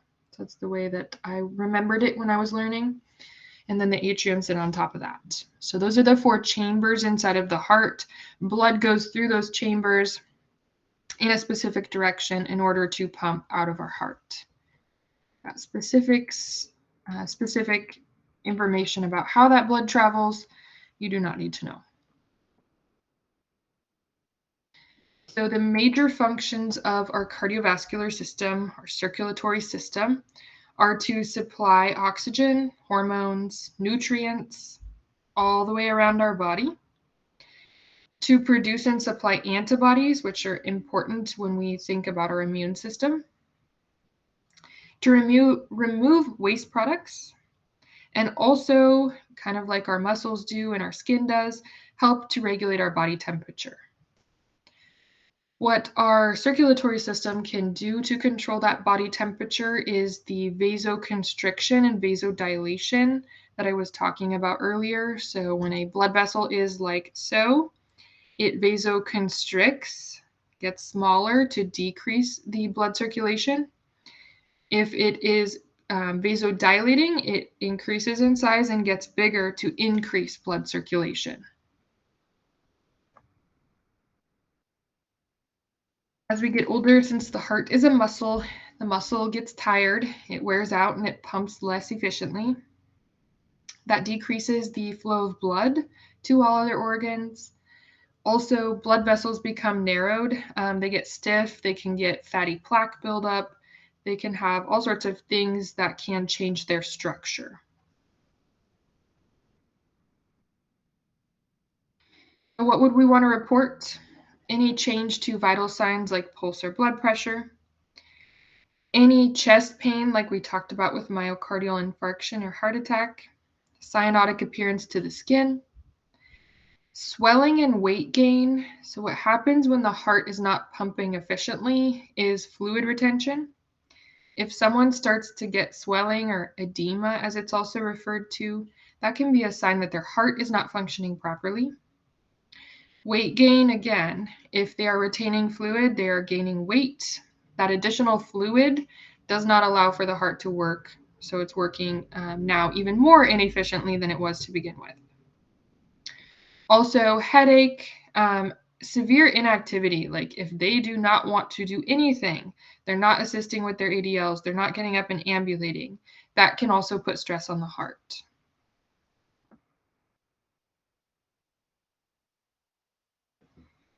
The heart, or the circulatory system, and the respiratory system are pretty closely intertwined. They work together. So the respiratory system, what it means when we say respiration is breathing. So when you take a breath in, that is called inspiration. When you take a breath out, that is called expiration. The term sputum is the medical term for the thick mucus that can be coughed up out of the lungs. We'll talk more about that when we get into specimen collection. Here are the structures of your respiratory system. Main things I want you to see is we have two lungs, a left and a right. There is a tube which we breathe through. That tube is called the trachea. So again, like you saw in the videos yesterday, if that airway becomes blocked with some sort of foreign particle, that does not allow for that air to get into and out of the lungs.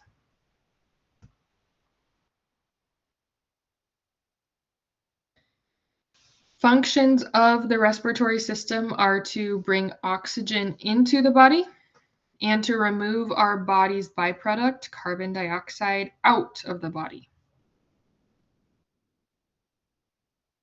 As we get older, the lung capacity and strength decreases. If you've ever noticed, older adults tend to have a weaker voice. It's due to that decrease in the expansion and strength of the lungs. Also, with that decreased lung capacity, the oxygen supply in the blood decreases as well.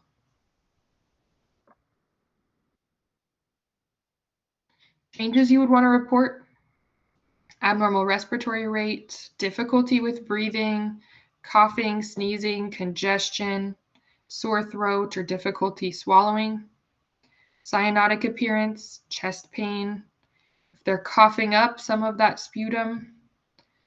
Also, if somebody is getting up and ambulating and they're having to sit down and take a break because they're out of breath, that you would want to alert the nurse of. That could be a sign that their condition is worsening, probably have some sort of underlying respiratory condition. Any questions with the heart or the lungs?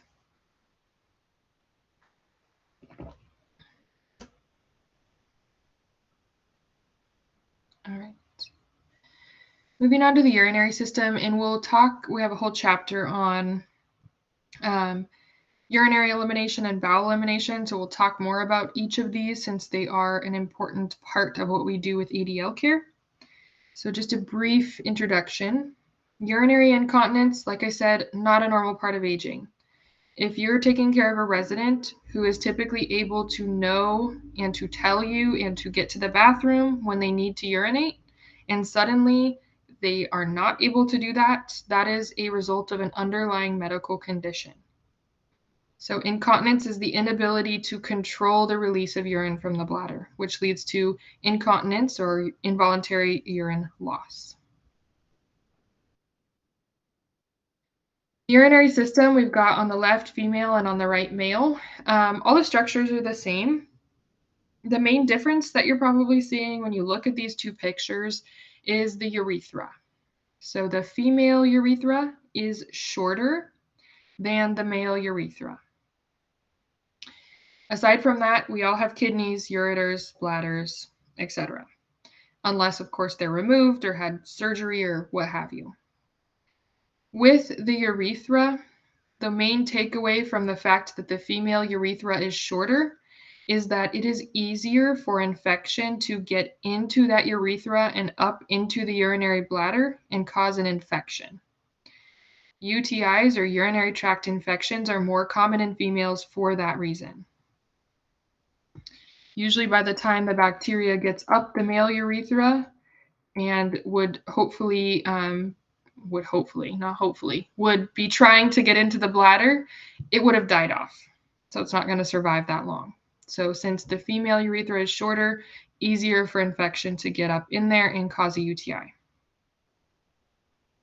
Main functions of our urinary system, obviously to eliminate waste, right? That's what urine is. Also to maintain our water balance, which is what our kidneys does. When we get older, the kidneys are less able to filter. Again, the bladder is a muscle. It becomes weaker, loses its tone. It has difficulty completely emptying, so frequent urination as a result of that.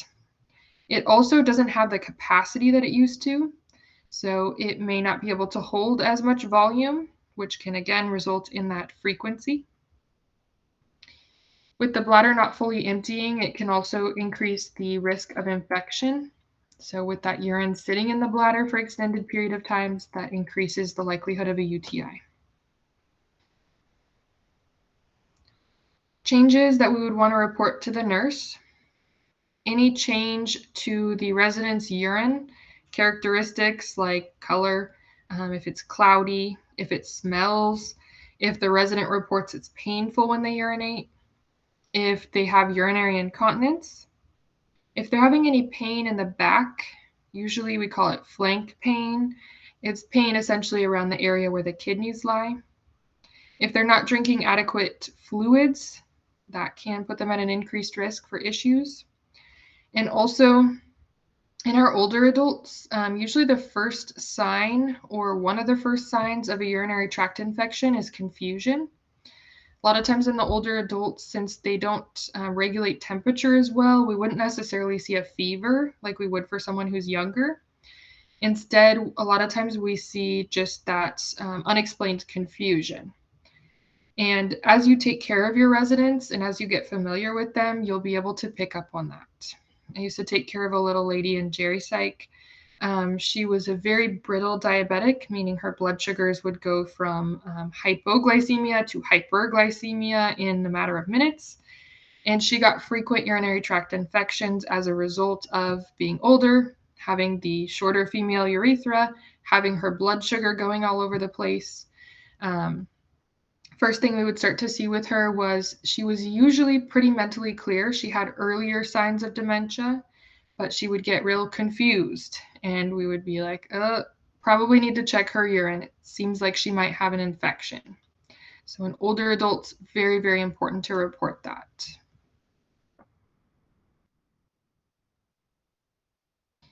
Moving on to the gastrointestinal or GI system.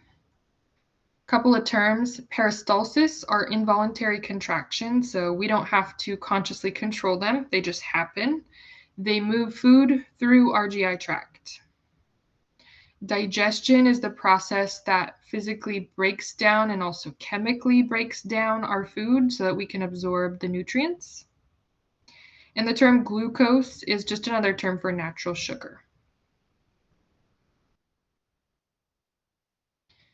Absorption is the transfer of nutrients from our food to our intestines to be absorbed. Elimination is the process by which we get rid of anything we didn't absorb, all of those waste products. Fecal incontinence, similar to urinary incontinence, just referring to the bowel. So it's involuntary passage of stool. There are a lot of structures in the GI system. Don't expect you to know all of them, just to give you an idea. As far as the functions of the GI system, pretty obvious, right? It digests our food, prepares the nutrients for absorption into our cells, and eliminates our waste products.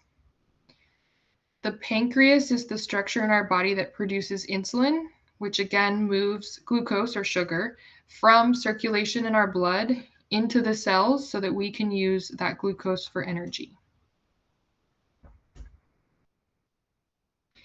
As we get older, saliva production decreases. That can affect our chewing and swallowing ability. There's a dulled sense of smell and taste. Absorption in the GI tract decreases. Digestion takes longer and is less efficient, so that can result in constipation. Thinking about our older adults, the effect of their loss of sense and smell, or their effective sense and smell, can result in a poor appetite. So it can be kind of taxing to make sure that they actually get all those nutrients in and that they actually eat the meal. So very important to find out what they like versus maybe what they don't like, or if they prefer some sort of seasoning on their food. Follow your facilities policy on that. Usually depends on the type of resident that you're taking care of as far as what you would need to do if they're not eating.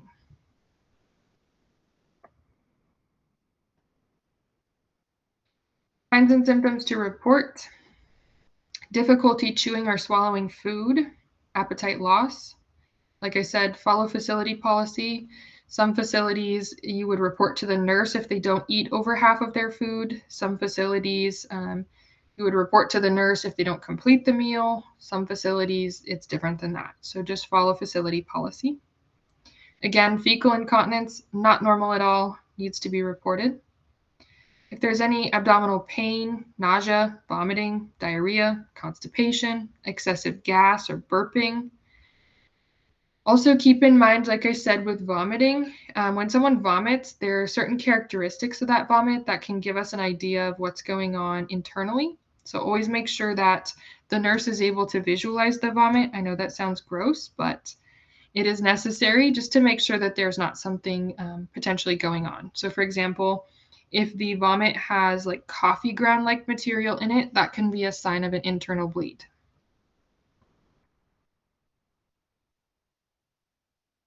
Any questions about urinary or gastrointestinal?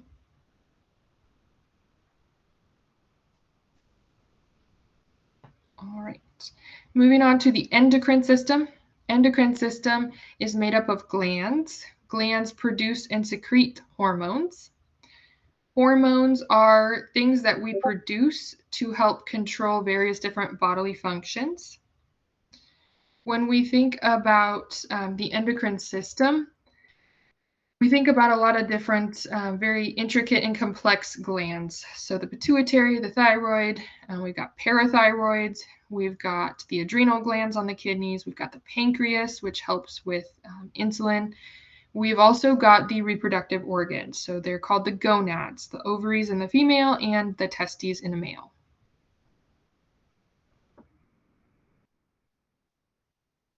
Main function of all of our glands is to produce and secrete those hormones, which allow for us to control our bodily functions. Hormones are carried through our circulation, so in our blood. They help us to maintain homeostasis. Hormones help us with growth and development, regulating blood sugar, regulating calcium level, allowing for reproduction. Also, they determine our metabolism, so how quickly our cells burn that food that we eat for energy that we use. Normal changes as we get older, there's a decrease in hormone production altogether, especially a decrease in the reproductive hormones, estrogen and progesterone. There's a decrease in the production of insulin. Also, with the decrease in hormone production, there is a decrease in our ability to act on that whole fight or flight thing. So a lot of times we're less able to handle stressful situations.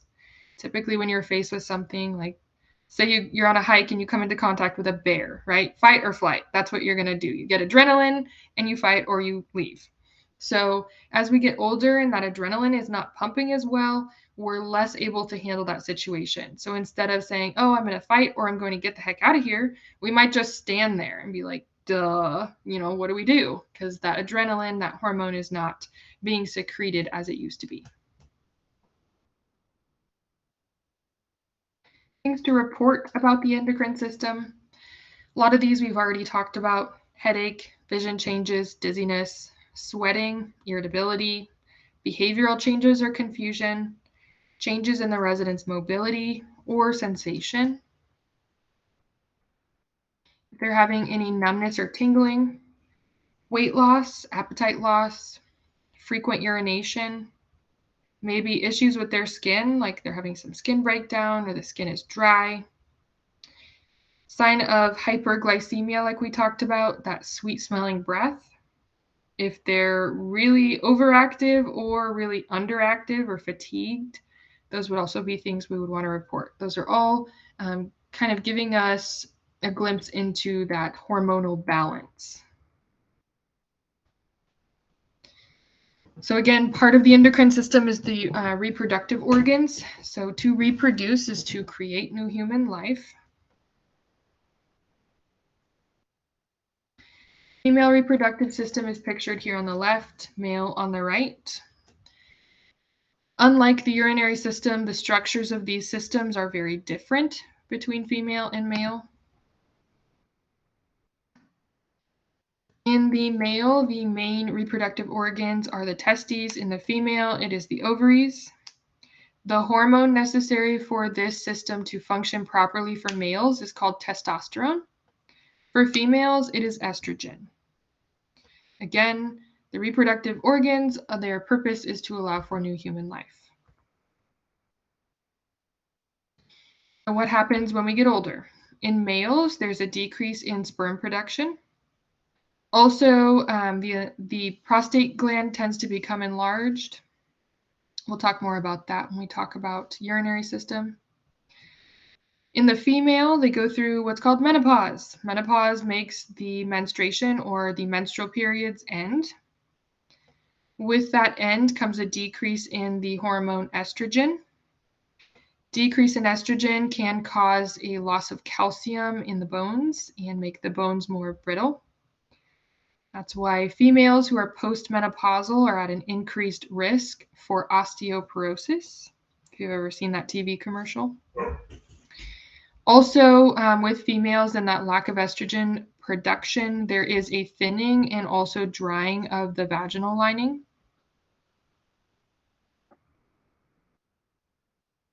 So things to report as far as the reproductive system: any difficulty with urination, any swelling, bleeding, or other discharge from the genital area, a rash or sores or itching, as well as if the resident reports any issue with intercourse.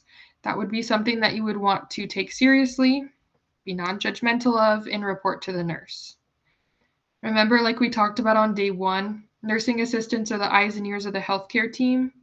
A lot of times when you build that professional, trusting relationship with your residents, they might be more comfortable telling you something like this when they see you for multiple hours, multiple days a week, versus the nurse that they maybe see once a day, twice a day, every couple of days. So these are things that, since they trust us, they're going to tell us. And then these are things that we would pass on to the nurse.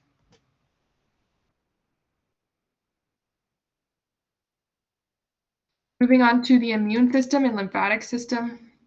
These two work together, so we talk about them together. The immune system is interesting. It provides us with two different types of immunity. It has non-specific immunity, which is kind of like our immune system body armor in general. We always have this non-specific immunity. And then we also have this extra layer of protection called our specific immunity. That specific immunity, if we come into contact with some sort of infection or disease, it starts to take action and try to fight off that specific thing that's trying to invade our system. So we always have this general body armor for our immune system. And then if something tries to get through that, that specific immunity kicks in and is like, no, get out of here, and fights that off. Our lymphatic system is similar to our circulatory system in that it has fluid circulating around in it. It's called lymph fluid. Lymph fluid is a clear yellowish color, and it actually carries around little cells called lymphocytes that help us to fight disease and illness.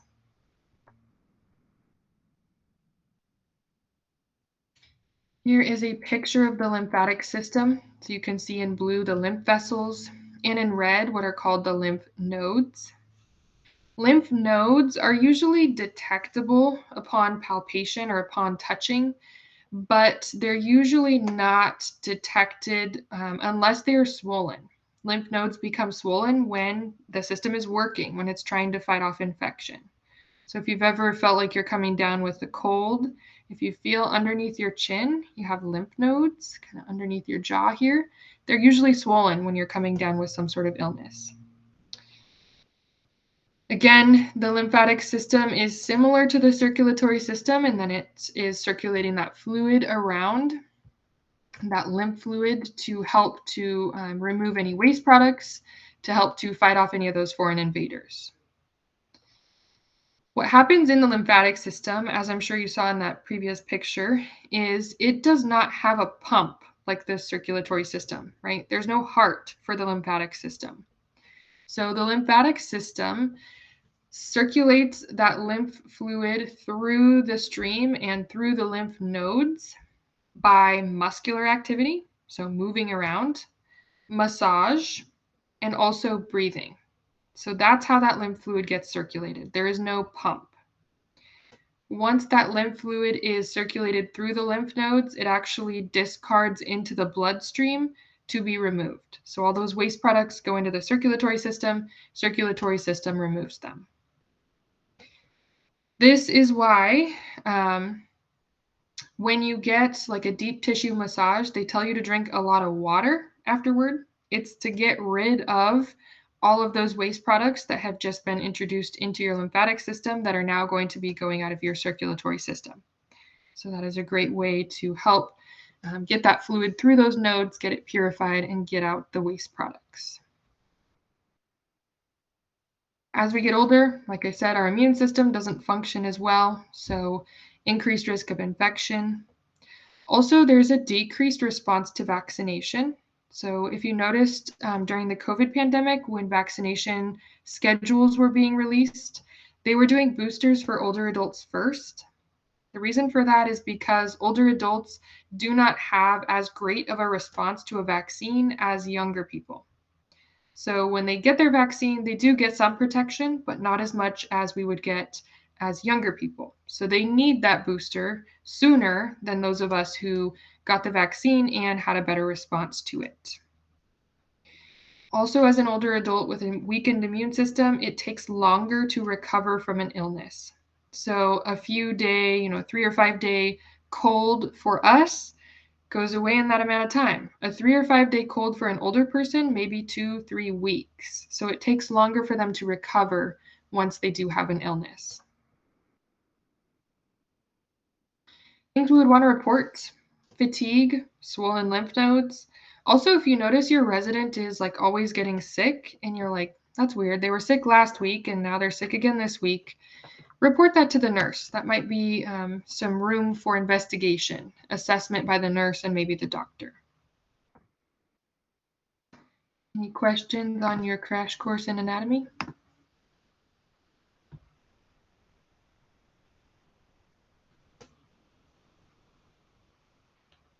No? All right, it must have been okay then. All right. Our last chapter for today is chapter 10. It is on positioning, transfers, and ambulating residents.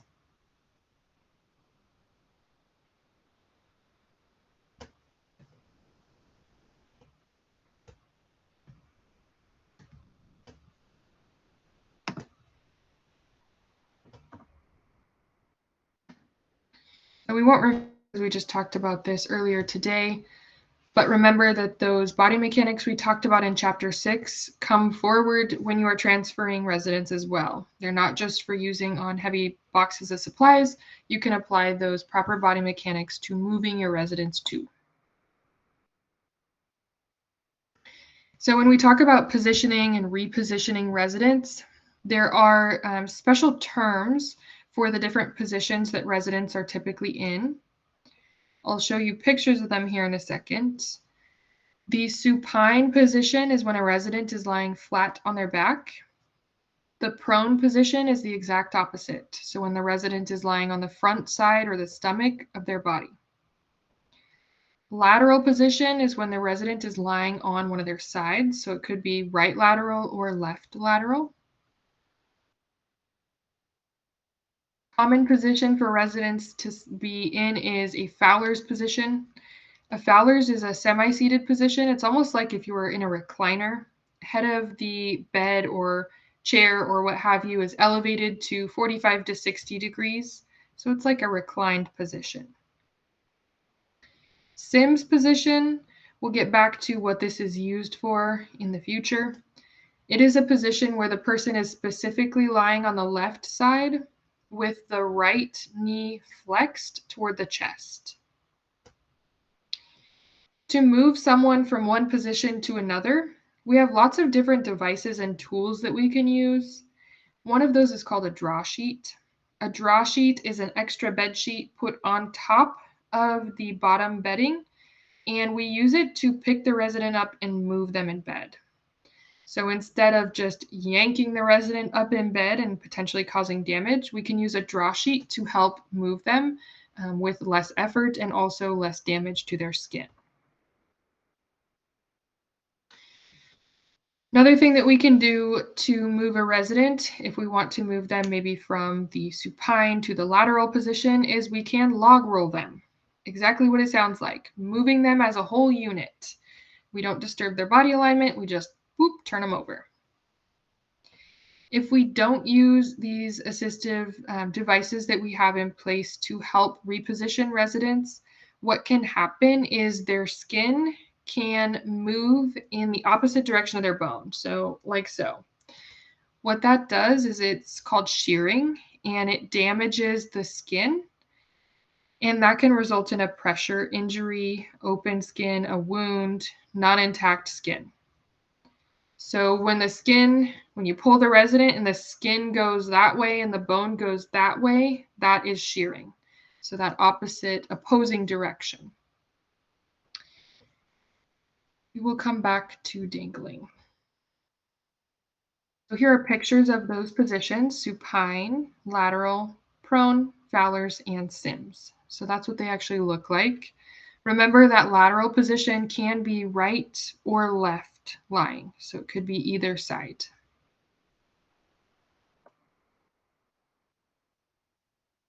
What to know about each position? Make sure that when you reposition a resident that they're comfortable.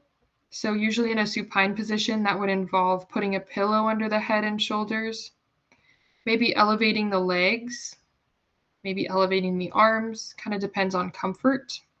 Also depends a lot on risk for skin breakdown. In a lateral position, want to make sure that they're not laying on the arm. So if they're in a left lateral position, move their arm out from under them. Make sure you have a pillow to support the head, pillows to make them more comfortable for their arms, their legs, etc. In a prone position, this is not a position we would typically leave a resident in for an extended period of time. Reason is there's a risk of suffocation. So they will need a pillow under their head, and they will need their head turned off to one side so it's not directly down in the pillow. Fowler's position, usually a pillow to support the head and neck, maybe a pillow underneath the knees. Sims position, again, left side lying with the right upper knee flexed. Again, make sure that the arm, they're not laying on it, it's pulled behind their body. Use pillows for comfort. So we won't walk through each of these steps. These are a lot of the skills you'll be practicing in clinical. But I want to show you when you go to, when you go to move a resident up in bed, this would be an example of using something like a draw sheet. So you can see the nursing assistants are holding the draw sheet. What they're going to do is they're going to lift up and hoist the resident up towards their pillow in bed. So they're going to actually move the resident on the draw sheet instead of moving the resident while the bedding underneath is stagnant. So if you just move the resident, their skin goes that way, bone is staying this way, shearing. If you lift up and move the resident on a draw sheet, that shearing risk is gone. So it makes it nicer for them. It's also a little easier to lift someone on a draw sheet rather than to try to lift their arm, their leg, their shoulder all at once. Always remember, if you're repositioning a resident, lift up the bed to a good working height, again, usually waist height. That way you're not having to bend over or squat down to try to move them. And of course, before you move a resident ever, always make sure that the bed is locked. So lock the wheels of the bed. Also going to look at log rolling. So here are two nursing assistants who are going to be log rolling the bed, or log rolling the resident in the bed, not the bed. My advice for these nursing assistants would be to lift up the bed, right? Lift the bed up higher so they're not hunched over trying to move this resident. So learn from their mistake.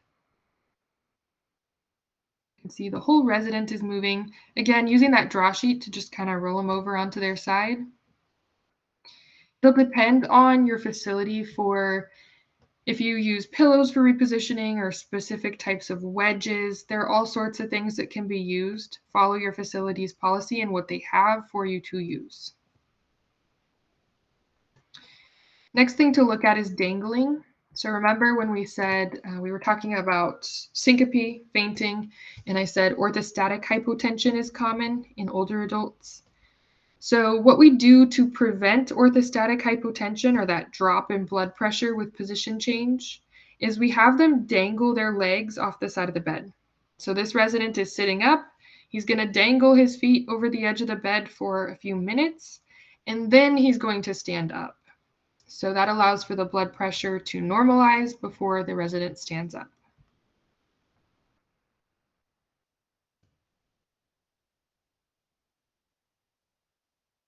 Questions so far? All right. So when we are transferring residents, again, really important that we work smarter, not harder, right? Lift up the level of the bed, lock the wheels. Make sure that you have any assistive devices that may be beneficial to transferring that resident. Get help if you need it, right? You don't have to do everything alone. So some of those different devices that we have in place to use for transfers, a transfer belt or gate belt is one. We'll see a picture here in a minute. It's a heavy canvas belt that is used to put around the waist of the resident and give you a place to hold on to the resident when you're transferring. A slide board or transfer board is a wooden board that can help people who are unable to bear weight on their legs, but who do still have some upper body strength. They can slide themselves across the board from the bed to the wheelchair, from the wheelchair to the bed. So that prevents you from having to manually do the transfer at all. I want to bring to your attention that not all facilities will allow you to manually transfer residents. Some facilities have a no lift policy, which means that instead of using your own body power, you would be using some sort of mechanical lift. So know what the facility's policy is on that. Also, please know that if you're using any of these assistive devices, the resident should be wearing clothing. We don't want to apply a gate belt directly to the skin. We don't want someone sliding across a transfer board that could cause damage to their skin. So make sure that they have on clothing before we try to use these devices. So using a transfer belt, Really important that when you apply that transfer belt, it has a clip system on it, so you'll tighten that. Really important, again, just like we talked about with restraints, that you can put a flat hand between the resident's clothing and the belt. You don't want it too tight. You also don't want to clip any skin in there. I have never obviously worn a transfer belt because I've never needed to be transferred, but I can tell you I have some past trauma from the bicycle helmet clip, and my dad clipped the skin under my chin in that thing. I will never forget that. So that would be similar if you clipped the resident's skin in the gate belt, right? Ouch. So be very careful to attach the gate belt without any of the skin in it, not to pinch anything, pull anything, cause any discomfort.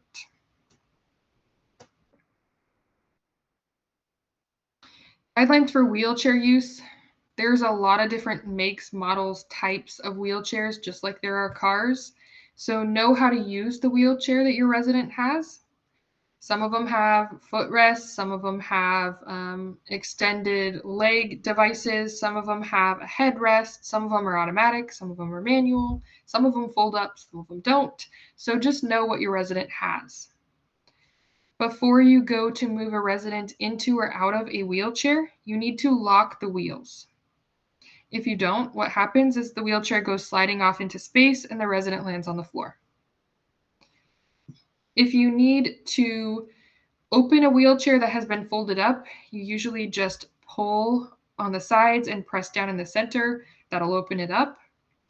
You can remove the footrests and armrests of any wheelchair, so know how to operate that. Also important to know how to use the brakes and how to operate the steering. Keep in mind that if a resident has a wheelchair and you need to transfer them into or out of the wheelchair, they have fragile skin. So don't bump them into the armrests. Don't bump their legs into the leg rests. Those leg rests can be fully removed. Those armrests can be fully removed. Take the time to do that. One of the worst wounds I ever saw was a result of a resident being transferred and bumping their leg into a metal part of the footrest on their wheelchair. They had a penetrating wound, so that footrest of the wheelchair went into their leg, and it was a deep wound and it got infected. Not good. So make sure to be cognizant of the fact that your resident is fragile. Also, if a resident has a weaker side, maybe they've had a stroke, they need to use the side of their body that can bear weight, and we need to lift the side of their body that cannot. So when we're transferring them, we want to make sure that they're leading with their strong side. So that might require you to put the wheelchair at the foot of the bed or turn it and put it at the head of bed. Depends on what their strong side is. Like I said a few days ago, never get a resident up without non-skid footwear. Residents should always be wearing footwear that is stable, not slippers, not sandals, some sort of footwear where they can put their foot in there, we can tie it, Velcro it, what have you, and their foot is steady. Make sure that if you are transferring a resident using a transfer belt, like I said, you put it on properly, you use it, and then remove it. We don't just leave the transfer belt on the resident all day. Put it on, transfer them, take the belt off. Also, please be really careful when you take the belt off. If you undo it and you just yank like a belt, that can cause damage to their skin. So take caution when you are doing that. Residents in a wheelchair need to be repositioned more frequently than they would in bed. Reason being is there's a lot of pressure sitting on their buttock, so we need to move them around, adjust pillows, wedges, etc. Usually every hour. Some resident care plans might say every 15 minutes, every 30 minutes. Depends on their risk for skin breakdown. We already went through what to do when a resident is falling, so we won't talk about that again. If you work in a facility where stretchers are used, a stretcher is not a bed. It is a device that transports a resident from one area to another. Usually this would be a hospital setting. Maybe they're going from their room down to imaging. They go on a stretcher. Stretchers have locking wheels, so please lock them before you try to put a resident into or get them out of a stretcher. Stretchers also have safety belts. The safety belts are put into place because we're moving the resident. We don't want them to fall out of the stretcher. They also have safety rails on either side that should be put up to prevent the resident from bumping into something like a door. Residents need to be kept covered. They should also never be left alone in a stretcher. Not a safe situation if they're buckled in and their side rails are up and we leave them by themselves. Stretchers need to be moved carefully. You always push the stretcher from the head end of the bed. That way, if something does get run into, it's the feet, not the head. Go slow when you're moving a stretcher. And again, stay with your resident at all times.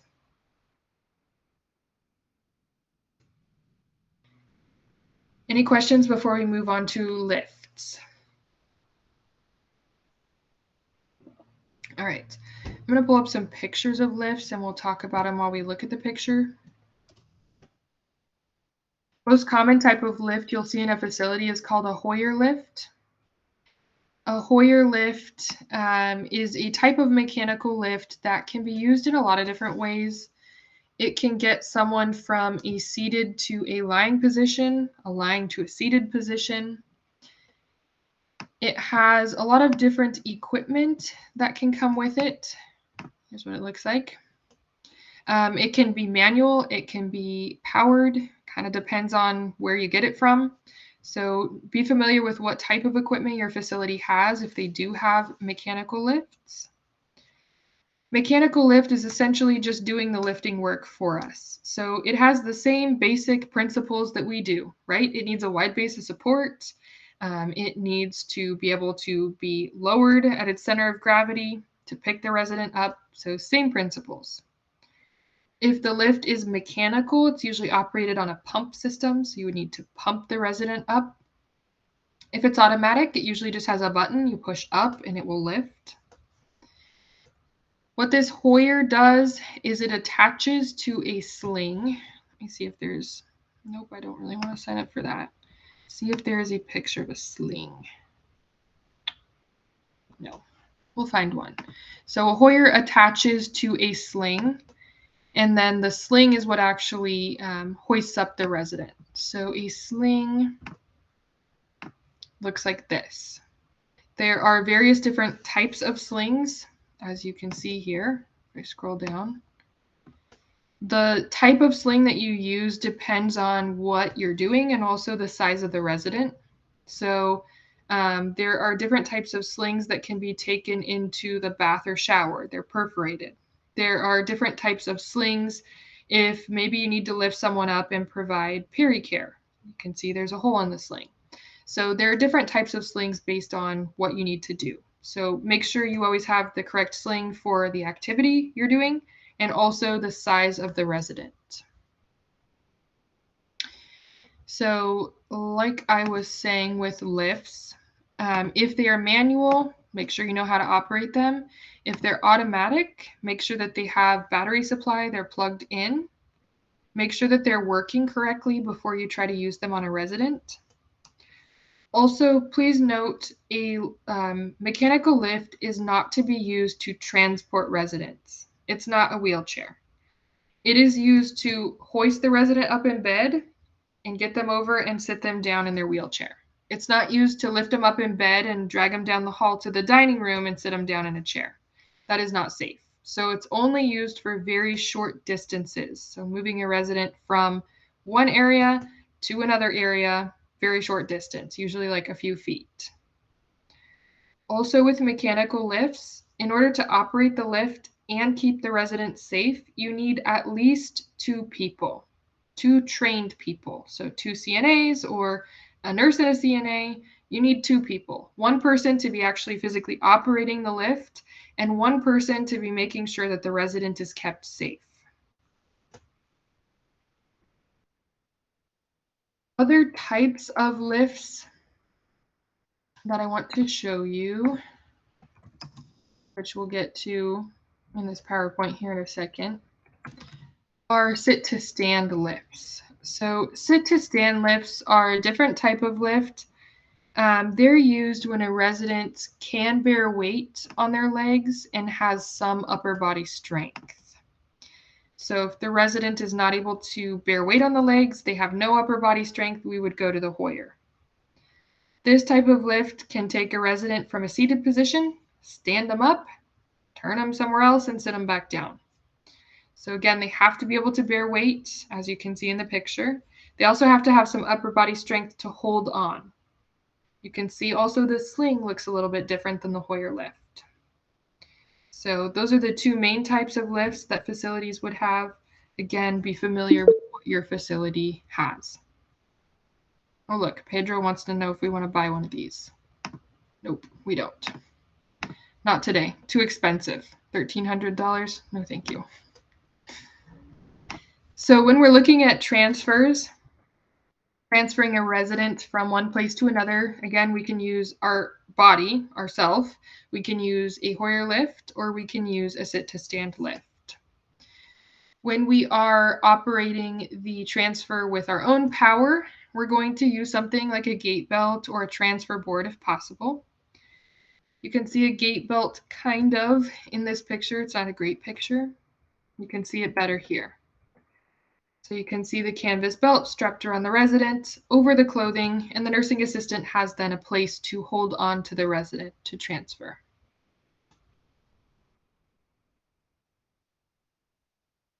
Transferring from bed to stretcher is very similar to repositioning, usually just using that draw sheet to move the resident from the bed to the stretcher. Very important that we have staff on both sides of the resident. We wouldn't want the resident to slide off the bed or slide off the opposite end of the stretcher.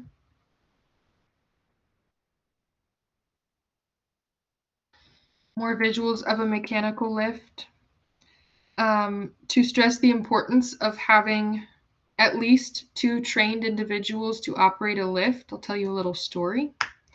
My first term of my RN program, we had to be CNAs, and we had to have worked as CNAs in order to get into this RN program. And in our first day of clinical, of course, we had reviewed all of these things that we're going over today. And one of the students that we started out with in the morning, we noticed was not there at the end of class. And we were like, where's so-and-so? And our instructor said, well, they're no longer part of your class because they decided to operate a Hoyer lift alone. So that person got kicked out of nursing school for operating a Hoyer lift without another healthcare professional. They were never allowed to reapply to our nursing school. So it's a serious issue because if you're only there to operate the lift, who's monitoring the resident, right? What if something happens to the sling or the resident's foot gets caught up? Nobody's there to help. So very, very important. You can see how the sling works. You just kind of get it under the resident, you attach it to the lift, and then it's able to lift the resident up. Someone's there to keep the resident safe. Yeah, Melanie? So does that apply to every single, clinic that you work in, or is it just, it varies by clinic, I guess, using the Hoyer lift? It should apply to any time you're using a mechanical lift, no matter where. Okay, cool. Thank you. Yes, safety first. And that's the best way to make sure that the resident is safe. I will say in some home situations, I've had people who have had Hoyer lifts, and they typically have 2 people at home. Sometimes maybe a transfer occurs where there isn't 2 people. Under my watch, when I'm there, there will be 2 people. And I will tell them that they need 2 people during that transfer. Are they going to listen to me? Is it always going to happen? Right? We do what we know to be safe when we are there, and we advise people to do what we know to be safe. If they always do it, we don't know.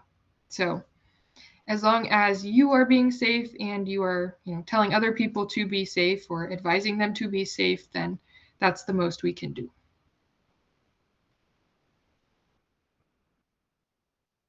All right.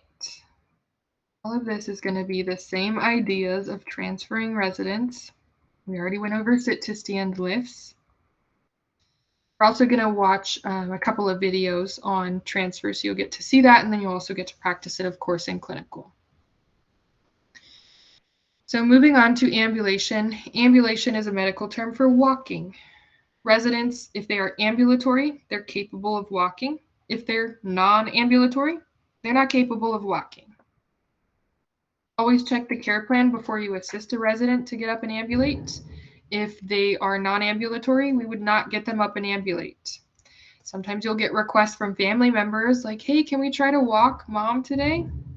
If it's not in the care plan, the answer is going to be no. But I would first say, that's not in the care plan, so I can't do it without discussing with the nurse. And then I would go tell the nurse, hey, so-and-so's daughter is asking if they can get up and walk. It's not in the care plan, so I wanted to run it by you. Then the nurse can make that decision. When you're assisting a resident to ambulate, know how they ambulate. Do they need assistance to get up? Do they need to wear a gait belt while they're ambulating? Always make sure they have that non-skid footwear in place. Make sure that if you are assisting them to walk, that you walk behind and slightly to the side of them.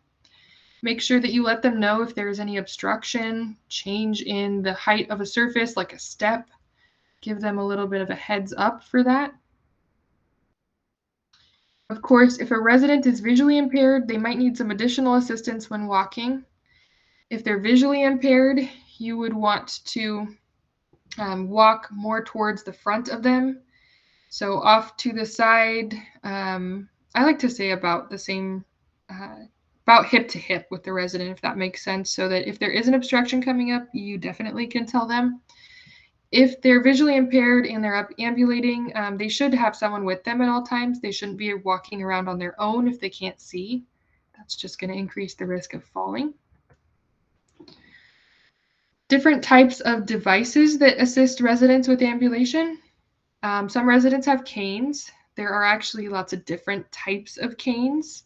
So, for example, a C cane has a C-shaped handle. Resident holds on to it. Functional grip cane just has a grippy thing at the top that they hold on to. A quad cane actually has 4 pegs on the bottom. So it's a little bit more stable than a cane with 1 peg. Walkers are very common as well. There are different kinds of walkers. Just like I said, there are different kinds of wheelchairs. There are walkers that have 2 front wheels, and there are walkers that have 4 wheels. So 2 in the front, 2 in the back. If a resident is using a cane or walker, as far as a cane goes, the cane should be in good condition. It should be placed on the stronger side. So if they have a weaker and a stronger side, the cane goes on the stronger side. If they're using a walker, the walker should fit them well. The walker should be specifically fitted to them, and it should be placed no more than 6 inches in front of the resident. I don't know about you, but I've seen a lot of people who like to walk with their walkers like way out in no man's land as they're like chasing after it. Not safe. Walkers should be within 6 inches of them. If you're assisting a resident to ambulate, you would want to stay on the weaker side. So if they're using a walker, that's in front of them within 6 inches, and you're on the weaker side if they have one. If they're using a cane, cane's on the stronger side, you're on the weaker side if they have one. If there seems to be any issue with the cane or the walker, report that to the nurse. Also, keep in mind that these devices are to be used to assist with ambulation. A lot of times, especially the older ladies, they like to use their walkers as like a coat hanger. So they hang their purse, their coat, their hat, their scarf, all on the walker. The problem with that is once they let go of the walker, it's going to fall over, right? Because it's top heavy, holding all of their stuff. So instead of allowing them to do that, we can carry their things if they need help with that, get them to the dining room, activity room, what have you. Advise them also, like, hey, it's best if we can carry your purse instead of having you hang it on here just so your walker doesn't tip over when you let go. Usually residents are pretty understanding of that. One thing to keep in mind with walkers that have the two wheels on the front is a lot of times the rubber pegs on the back can be really difficult to push across hard floors. So residents will oftentimes opt for tennis balls on the back. Those tennis balls make it easier for that walker to glide across the floor. Nothing you absolutely need to know, but something I think is so funny is when I worked in Jerry Psych, the facility was brand new. So we only had like 10 residents when I started. And as we got more residents, we had one original resident who had a dog, and the dog lived in our facility. And at the time, there was nobody using a walker with tennis balls. But as more and more people moved in and people had the front wheel walkers with those bright yellow tennis balls on the back, the dog would chase the walkers. Thought that those tennis balls were dog toys. So we had to remedy that by no longer allowing the dog, unfortunately, because it wasn't safe for the dog to be biting at someone's walker when someone's trying to walk with the walker. So it was funny. It wasn't safe, but something to be aware of is that those tennis balls oftentimes are just in place to make it easier for that walker to slide across surfaces. So here's a C cane that we were talking about. There's a walker. Crutches, probably not going to see it with our older adults, maybe with younger people. Typically for older adults, crutches, even if they're fitted properly, are not comfortable. Also, a lot of times older people don't have that upper body strength to utilize those crutches properly. So probably not going to see them. Any questions on positioning, transferring, or ambulation?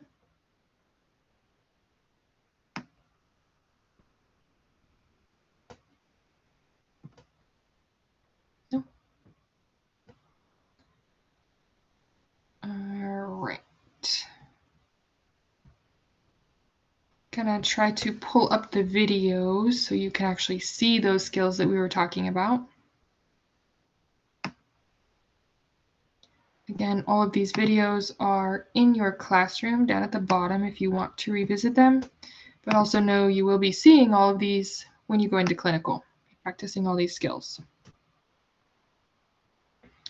All right, so the first one we will watch is going to be skill video number 3, assisting someone to ambulate using a gait belt. Here is that one.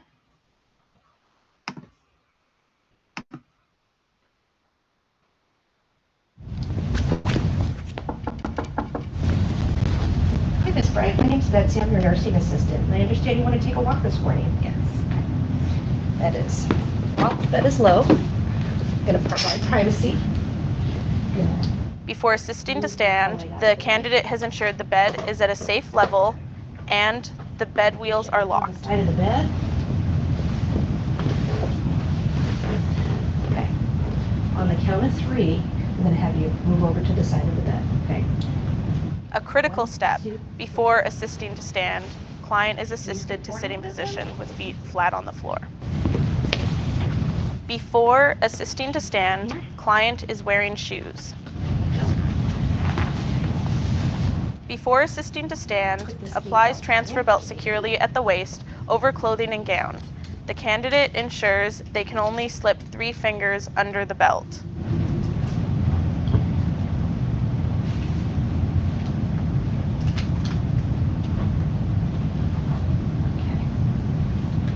Okay, on the count of 3, I want you to push up with your hand. Grasping transfer belt on both sides with an upward grasp and maintain stability of client's legs. 1, 2, 3. The candidate stands facing the client. Take 10 steps The candidate back. walks slightly behind and to one side of the client for a distance of 10 feet while holding onto the belt. Let's turn around. Okay. Feel the bed up against your legs. After ambulation, the client is assisted to bed and the transfer belt removed.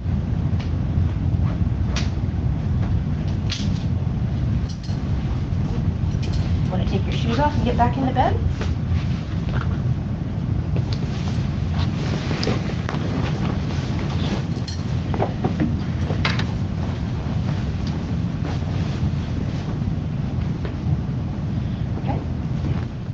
locked, bed is low. Open up the privacy curtain. Here's your call light. Wash my hands, and the skill is complete. So you could see the gate belt in action there. Next one we will watch is transferring. Now we'll watch positioning first. We can learn how to position a resident on their side, and then we'll watch transferring from bed to wheelchair.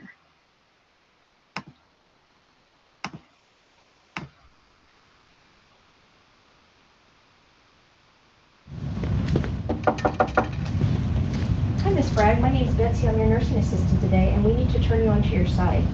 Okay. Lock and low. Privacy is provided with a curtain, screen, or door. Privacy curtain. Before turning the patient, the head of the bed is lowered. Before turning the patient, the side rail on the side to which the body will be turned is raised.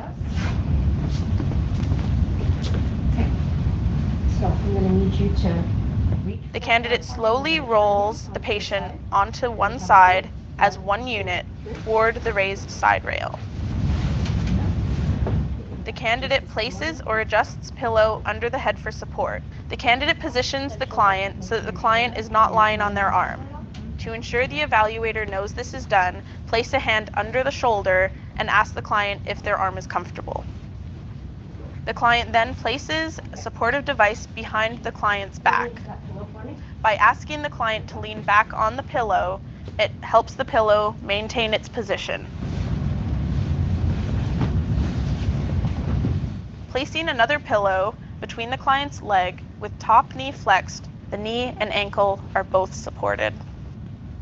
The candidate then supports the top arm with supportive device. How do you feel? Comfortable. Okay. Is this locked and low? Open up the privacy curtain. Still have your call light. The signaling device is within reach and the bed is in low position. There we go. I've washed my hands and the skill's complete. All right. And then we will do transferring from bed to wheelchair.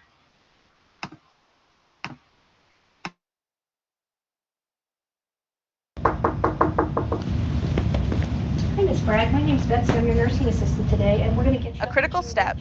Before assisting to stand, checks and/or locks bed wheels. Good. Privacy. Privacy is provided with a curtain, screen, or door. Wash my hands. We're going to need to sit you up on the side of the bed.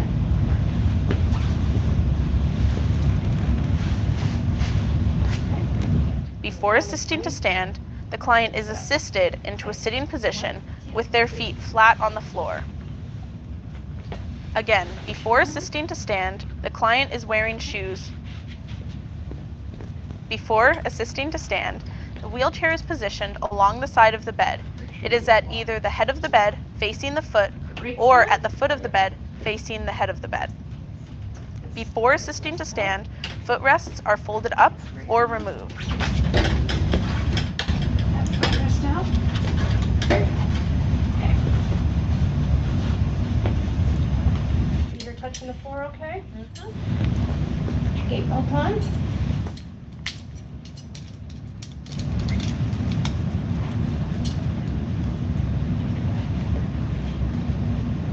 Before assisting to stand, the candidate applies a transfer belt securely at the waist over their clothing or gown.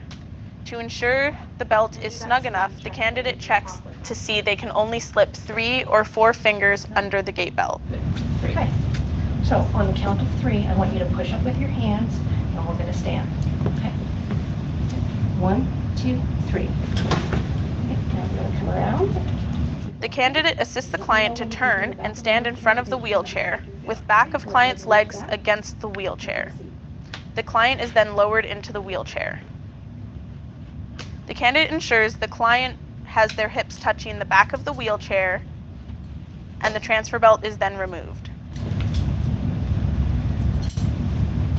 Are your hips back far enough? Yes. Push out here a little bit. Good. The feet are positioned on footrests. The candidate ensures the signaling device is within reach. Call light? Okay. Yep. Okay. Then lock below. Lift the privacy curtain. You've got your call light. I've washed my hands and the skill's complete. All right. Any questions on any of those videos? Yeah, Irene? When we do the test, we have to say wash your hands, or we're gonna have to wash our hands? You'll get to go through all that in clinical. Okay. So don't worry too much about it yet. You'll learn all those. Those are called like the introduction and the exit steps. You'll learn all that in clinical. So don't worry about it yet. Just showing you what we're talking about. Any other questions? No? All right. Then we will go over homework. I'll make sure you're all here and then you'll be free to go. So for tonight, your homework is reading and workbook chapters 7, 8, 9, and 10. And then don't forget your modules, the module exams 1, 2, 3, and 4 are all due tomorrow, 11:59 p.m. So that is what you have to work on. Looks like everybody is here. Yeah, Irene? Sorry, the chapters are due tomorrow, right? The workbook chapters, yes. Those are due tomorrow because we'll be going over them. Modules, also due tomorrow, but not till 11:59 p.m. All right, you are all here, with the exception of Erica. And if you don't have any other questions, Rebecca, if you want to stay, I will help you with the module issue. And everyone else, you are free to go. And I will see you back same place, same time tomorrow. Enjoy your evening. Thank you.